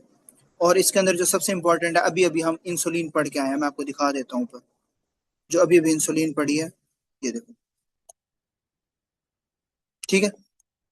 तो ये आपके कौन से पाथवे होते हैं, आपको नहीं बोलेगा, इंसुलिन से सबसे important receptor tyrosine kinase pathway, इसको जो है वो आपका इंक्रीज करवा देते हैं, जिससे आपकी जो ग्रोथ है मेटाबॉलिज्म का इफेक्ट वो ज्यादा हो जाता है। फिर आपका आ जाता है नॉन रिसेप्टर टायरोसिन काइनेज। अब इस ये जो रिसेप्टर होता है इसके अंदर सबसे इंपॉर्टेंट ये जैक या स्टैट पाथवे। अब इस पाथवे के अंदर जो रिसेप्टर है वो आपका खुद टायरोसिन काइनेज नहीं होता, बल्कि आपका जो रिसेप्टर्स होता है वो आपका इंट्रासेलुलर काइनेज के साथ अटैच हो रहा होता है। और मोस्ट इंपॉर्टेंट आपके पाथवे कौन सा होता है, जैक या स्टैट पाथवे। यानी कि कोई भी हार्मोन है या साइटोकाइंस है, यानी कि कोई भी हार्मोन है ये इसके अंदर जो साइटोकाइंस है वो आपके क्या करते हैं बच्चों, रिसेप्टर्स पे जाते हैं। जैक की जो है वो आपको क्या करवाते हैं, एक्टिवेशन करवाते हैं। स्टैट की फास्फोराइलेशन कराते हैं जैसे उसके अंदर थी। न्यूक्लियस पे जाते हैं और वहां पे जाके जीन की क्या करवा रहे होते हैं, ट्रांसक्रिप्शन करवा रहे होते हैं, ठीक है। और सीजीएफ का जो सा मतलब क्या होता है, न्यूट्रोफिल सीजीएफ के अंदर, जीसीएफ के अंदर क्या हो रहा होता है आपका, जो न्यूट्रोफिल की प्रोडक्शन को इंक्रीज कर रहे होते हैं, ठीक है। बाकी इंटरल्यूकिन 2 और 6 आपके इम्यून के साइटोकाइंस होते हैं बेसिकली। अब यहाँ पे देखिए वो कहता है कि सिग्नलिंग पाथवे में वो क्या कहता है कि हार्मोन है फॉर एग्जाम्पल, ये एंटर हो रहा है, एंटर सेल के अंदर क्या हो रहा है, एंटर हो रहा है, अच्छा एंटर हो रहा है सेल के अंदर, इसको गौर से एक दफा पढ़ लेना। हार्मोन क्या हो रहा है, सेल के अंदर एंटर हो रहा है। अब स्टीरॉयड हार्मोन है वो आपको क्या होता है बच्चों, लिपोफिलिक। क्या होता है, लिपोफिलिक है। इसलिए प्लाज्मा मेम्ब्रेन से क्या कर रहा होता है, डिफ्यूज कर रहा होता है। फॉर एग्जाम्पल कॉर्टिसोल, एल्डोस्टेरोन है, एस्ट्रोजन है, प्रोजेस्टेरोन है, टेस्टोस्टेरोन है, जितने भी विटामिन डी, ये क्या होते हैं आपके, लिपोफिलिक, ठीक है। उससे क्या कर रहा होता है, डिफ्यूज। अब वो बाइंड किसके साथ कर रहा होता है, रिसेप्टर के साथ, बाइंडिंग टू द रिसेप्टर्स। और रिसेप्टर कहाँ पे आपका मौजूद होता है, आपका न्यूक्लियस के ऊपर या साइटोप्लाज्म पे। रिसेप्टर आपको कहाँ पे होता है, न्यूक्लियस या आपका साइटोप्लाज्म। ये आपका साइटोप्लाज्म है और आपका ये न्यूक्लियस है। यहाँ आपके जो रिसेप्टर्स होते हैं उनके ऊपर जो है आपको क्या कर रहा होता है, यहाँ पे अंदर न्यूक्लियस के अंदर जो है वो बाइंड कर रहा होता है। तो रिसेप्टर के जो सेल है, जो रिसेप्टर है वो आपके जो सेल के अंदर जो साइटोप्लाज्म या न्यूक्लियस के साथ हार्मोन के साथ जो सब आपको क्या कर रहा होता है, बाइंड। उसके बाद जो सब उसकी ट्रांसफॉर्मेशन होती है, और ट्रांसफॉर्मेशन किसके अंदर हो रही होती है, यानी कि रिसेप्टर है वो आपका बाइंड कर गया, हार्मोन आपके जो रिसेप्टर है उसके साथ बाइंड कर गया, ठीक है। जो रिसेप्टर है वो आपका न्यूक्लियस के अंदर गया हार्मोन के साथ, हार्मोन को लेके, और वहां पे आपने क्या करवाया, हार्मोन के बाइंड होने के बाद जो रिसेप्टर है वो आपकी जो शेप है वो आपको चेंज कर लेता है, और इसकी शेप चेंज होने से आपकी जो रिसेप्टर है उसकी डीएनए की जो बाइंडिंग डोमेन है वो आपका एक्सपोज हो जाती है, यानी ये जो साइट है ये और ये डीएनए की, ये एक्सपोज हो जाती है, ठीक है। जब ये आपकी एक्सपोज होती है तो उसकी वजह से जो जीन है, यानी कि उसकी जो है वो ट्रांसक्रिप्शन होना स्टार्ट हो जाती है। क्या होना स्टार्ट होती है? जीन की ट्रांसक्रिप्शन, ठीक है। यानी कि जो डीएनए होता है वो किस में चेंज होता है? Pre messenger RNA. ये देखें, ये प्री मैसेंजर आरएनए, ये आपका डीएनए, और डीएनए चेंज हो रहा है प्री मैसेंजर आरएनए के अंदर। तो प्री मैसेंजर आरएनए से जो सा वो क्या चेंज होता है? मैसेंजर आरएनए के अंदर। तो प्री मैसेंजर आरएनए जो सा वो प्रोसेसिंग के बाद आपका मेच्योर मैसेंजर आरएनए उससे जो सा वो आपका बनता है, और मैसेंजर आरएनए जो सा वो न्यूक्लियस या साइटोप्लाज्म के अंदर जाता है, ठीक है। उसके बाद मैसेंजर आरएनए जो है वो आपको बाहर आता है, और आपकी जो प्रोटीन है उसकी सिंथेसिस की जो है रिस्पांस, जो सिंथेसिस है उसको जो है वो क्या कर रहा होता है? रिस्पॉन्ड कर रहा होता है। तो जब भी आपका कोई भी हार्मोन आता है, मैं आपको एक शॉर्ट समरी बता देता हूँ ताकि आपको आइडिया हो जाए। बेटा जब भी कोई हार्मोन आता है तो वो आपका इंट्रा जो सेलुलर रिसेप्टर्स है उनके ऊपर क्या कर रहा होता है? एक्ट करता है, ठीक है। इंट्रा सेलुलर रिसेप्टर्स के ऊपर जब एक्ट करता है, ठीक है, उसके बाद आपके जो डीएनए है उसके साथ वो क्या कर रहे होते हैं? बाइंड करते हैं। हार्मोन और रिसेप्टर आपके डीएनए के साथ क्या कर रहे हैं? बाइंड। जब डीएनए के साथ जब बाइंड करते हैं तो उसके बाद उसकी क्या कर रही होती है? ट्रांसक्रिप्शन, उसको खोलता है। जब उसकी ट्रांसक्रिप्शन होती है तो वो किसके अंदर चेंज हो जाता है बच्चों? जब उसकी ट्रांसक्रिप्शन ज्यादा होती है तो वो आपके चेंज हो जाता है मैसेंजर आरएनए के अंदर चेंज हो जाता है। जो मैसेंजर आरएनए होता है वो आपका प्री मैसेंजर आरएनए के अंदर जो है चेंज होता है, और pre messenger RNA messenger RNA के अंदर जो है वो आपका चेंज हो जाता है। और मैसेंजर आरएनए जो है वो आपकी प्रोटीन की जो सिंथेसिस है उसके अंदर क्या कर रहा होता है? रिस्पॉन्स शो कर रहा होता है यहाँ पे, ठीक है। तो यहाँ पे वो कहते हैं steroid hormone are lipophilic and therefore must circulate bound to the specific binding globulins which increase their solubility। यानी कि स्टीरॉयड हार्मोन आपके फैट सॉल्युबल होते हैं, जो आपके जो ब्लड वाटर बेस्ड होते हैं, इसलिए स्टीरॉयड हार्मोन जो है वो ट्रांसपोर्ट करने के लिए प्रोटीन की जो है वो जरूरत होती है। दैट्स वाई जो है वो आपके रिसेप्टर्स के साथ क्या कर रहे होते हैं? हार्मोन्स बाइंड कर रहे होते हैं, ठीक है। वो कहता है in males increase sex hormone binding globulin, जिसे हम एसएचबी कहते हैं, lowers free testosterone leads to gynecomastia. जब भी आपका टेस्टोस्टेरोन के साथ बाइंड करते हैं आपके सेक्स हार्मोन बाइंडिंग ग्लोबुलिन, तो वो आपकी जो टेस्टोस्टेरोन है उसको इंक्रीज करवा देते हैं और फ्री टेस्टोस्टेरोन को आपको कम करवा देते हैं, क्योंकि अगर फ्री टेस्टोस्टेरोन फिर रहा है अब उसके साथ आपकी जो बाइंडिंग ग्लोबुलिन आपके अटैच हो जाए आके, तो ये फ्री नहीं रहता, ठीक है। वो क्या बना देता है? कपल बना देता है। उसको जो फ्री हार्मोन्स होते हैं उनको क्या कर देता है? कम कर देता है। तो जब भी आपका सेक्स हार्मोन बाइंडिंग ग्लोबुलिन जो सब आपका ज्यादा होता है तो वो आपकी बॉडी के अंदर जो फ्री टेस्टोस्टेरोन है उनको क्या कर देता है? कम कर देता है। जब फ्री टेस्टोस्टेरोन कम होता है तो वो आपके एस्ट्रोजन जो टेस्टोस्टेरोन की रेशियो है उसको क्या कर देता है? ज्यादा कर देता है, जिसकी वजह से आपको गायनेकोमेस्ट्रिया के चांसेस ज्यादा हो जाते हैं। In females decrease sex hormone binding globulin rises free testosterone and may lead to the hirsutism। अगर sex hormone binding globulin decrease हो तो टेस्टोस्टेरोन आपका ज्यादा होता है, और टेस्टोस्टेरोन यानी कि एंड्रोजन आपका ज्यादा होगा तो आपको एंड्रोजेनिक इफेक्ट शो होंगे। एंड्रोजेनिक इफेक्ट के अंदर जो है आपको मेल पैटर्न शो होगा फीमेल्स के अंदर, यानी कि अपर लिप के ऊपर हेयर्स आ जाना, चिन के ऊपर, चेस्ट के ऊपर, एब्डोमेन के अंदर जो है वो आ जाना। इंक्रीज एस्ट्रोजन यानी कि ओरल कॉन्ट्रासेप्टिव या pregnancy leads to the sex hormone binding globulin, यानी कि एस्ट्रोजन जब लिवर के अंदर होता है तो सेक्स हार्मोन बाइंडिंग ग्लोबुलिन की प्रोडक्शन को इंक्रीज कर देता है। ओरल कॉन्ट्रासेप्टिव ये आपने ऑलरेडी भी पढ़ा हुआ है कि जो ये एस्ट्रोजन की प्रोडक्शन है वो ओरल या लिवर से जो सा जो प्रोडक्शन होती है ओरल कॉन्ट्रासेप्टिव या एस्ट्रोजन, ये दोनों चीजें लिवर को अफेक्ट करती हैं, और जो ग्लोबुलिन है स्पेशली प्रोटीन्स है उसकी प्रोडक्शन को इंक्रीज करवाती हैं, और इसकी वजह से फ्री टेस्टोस्टेरोन आपका कम हो जाता है, वो आपका बाइंड हो जाता है, ठीक है। सो दिस इज ऑफ इट, ठीक है। और इसके जो एमसीक्यूज है वो हम देख लेते हैं कि वो क्या कहता है। ये एक दफा टेबल देख लीजिएगा बच्चों, लाजमी यार। A hormones bind a receptor that activates adenyl cyclase increase CMP, अभी पढ़ाया, adenylate cyclase increase CMP, which hormones commonly use this pathway, parathyroid. अब ये हार्मोन्स आपने याद करने हैं, जो समझाना था कि एडिनाइड साइक्लेस पाथवे के साथ आपका जो सा वो आपका जो सीएमपी पाथवे है वो आपका किस तरीके से जो सा वो आपका अफेक्ट कर रहा होता है, यानी कि आपके जो सीएमपी पाथवेज होते हैं। तो वो आप जो ये चीजें हैं आपने ये खुद याद करनी है कि कौन कौन से जो सा वो उसके अंदर एफएसएच आ रहा होता है, एलएच आ रहा होता है, एसीटीएच है, टीएसएच है, सीआरएच है, एडीएच है, ये सारी चीजें जो सब आपने याद रखनी होती है। तो याद रखना, जब भी आपके जो जीएस रिसेप्टर्स होते हैं वो आपके एडिनालेट साइक्लेज की एक्टिविटी को ज्यादा कर देते हैं, जिसकी वजह से आपका जो सीएमपी है वो आपका ज्यादा हो जाता है। एडिनालेट साइक्लेज को आपने नहीं भूलना, एमसीक्यूज में ये पॉइंट पूछा जाता है कि किसकी मदद से हो रहा होता है। तो एडिनालेट साइक्लेज ज्यादा होता है तो सीएमपी ज्यादा होता है, और उसके बाद जो है आपकी वो फास्फोकाइनेज जो एक्टिविटी है वो ज्यादा होती है। ठीक है, तो पैराथायरॉइड हार्मोन के अंदर जो ज्यादा होता है इन ऑप्शंस के अंदर। ADH increase water resorption in the collecting duct through aquaporin insertion. Which receptor and pathways are involved? तो आपने बताना होता है V2। अब देखे ना, एक्यूप्रिन चैनल तो आपका V2 रिसेप्टर्स पे होता है ना, तो simple is that V2 receptors होता है। ठीक है, विद GS, सॉरी GI कर दिया, GS। ठीक है, GS रिसेप्टर्स। अच्छा, growth hormone and prolactin signalling through which pathway. अभी मैंने आपको बताया कि ग्रोथ हार्मोन या जो प्रोलैक्टिन के जो सिग्नलिंग पाथवे होते हैं वो किसके ओर होते हैं, जैक स्टैट से। ठीक है, और ये वाहिद ऐसा एक पाथवे होता है जो जैक स्टेट होता है जो दूसरों से टोटली टोटली जो सब आपका डिफरेंस जो सब आपको क्रिएट कर रहा होता है। ठीक है, विद बाइंडिंग जो चीजें होती हैं। ठीक है, तो growth hormone and prolactin receptor cytokinin family member that signal through the JAK STAT पे पाथवे। बाकी आज हमने क्या पढ़ा, इंसुलिन, ग्लूकोज कहाँ होते हैं, glucose in the beta cell, जब वो मिलता है एटीपीएफ बढ़ता है, एटीपीएफ बढ़ता है तो पोटेशियम कम होता है, कैल्शियम का इन्फ्लक्स ज्यादा होता है, इंसुलिन रिलीज होता है, इंसुलिन रिलीज होने से ग्लूकोज कैप्टिव ज्यादा होती है और ग्लूकोज क्या होता है, स्टोर हो जाता है। 21 हाइड्रोक्सिलेज में क्या पड़ा, इंजाइम ब्लॉक होता है तो लो कोर्टिसोल एल्डोस्टेरोन देखने को मिल रहा होता है, एसटीएच ज्यादा, एड्रिनल हाइपरप्लेजिया ज्यादा, एंड्रोजन ज्यादा और साल्ट वेस्टिंग आपकी ज्यादा। 11 बीटा के अंदर क्या होता है, यानी कि आखिर में अगर पहले वन आ रहा है, पहले वन आ रहा है तो उसके अंदर आपका हाइपरटेंशन देखने को मिलेगी। अब one one enzyme block, low cortisol, high ACTH, high ACTH, high ACH, high DOC और एंडोजेंस और हाइपरटेंशन और विरलाइजेशन जो सब आपको शो हो रही होती है।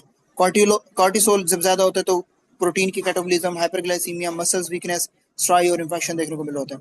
प्राइमरी एड्रीनल फेलियर यानी कि एड्रीनल डैमेज ज्यादा, low cortisol aldosterone, high ACTH, hyper, क्यों, एसीटीएच ज्यादा प्लस एमएसएच भी ज्यादा। एपेटाइट सिग्नलिंग ये मैंने आपको पढ़ा दिया है। So so this is the end of your physiology. और कल इंशाल्लाह, because this is your last class जो फ्री ट्रायल की थी। ठीक है, अच्छा,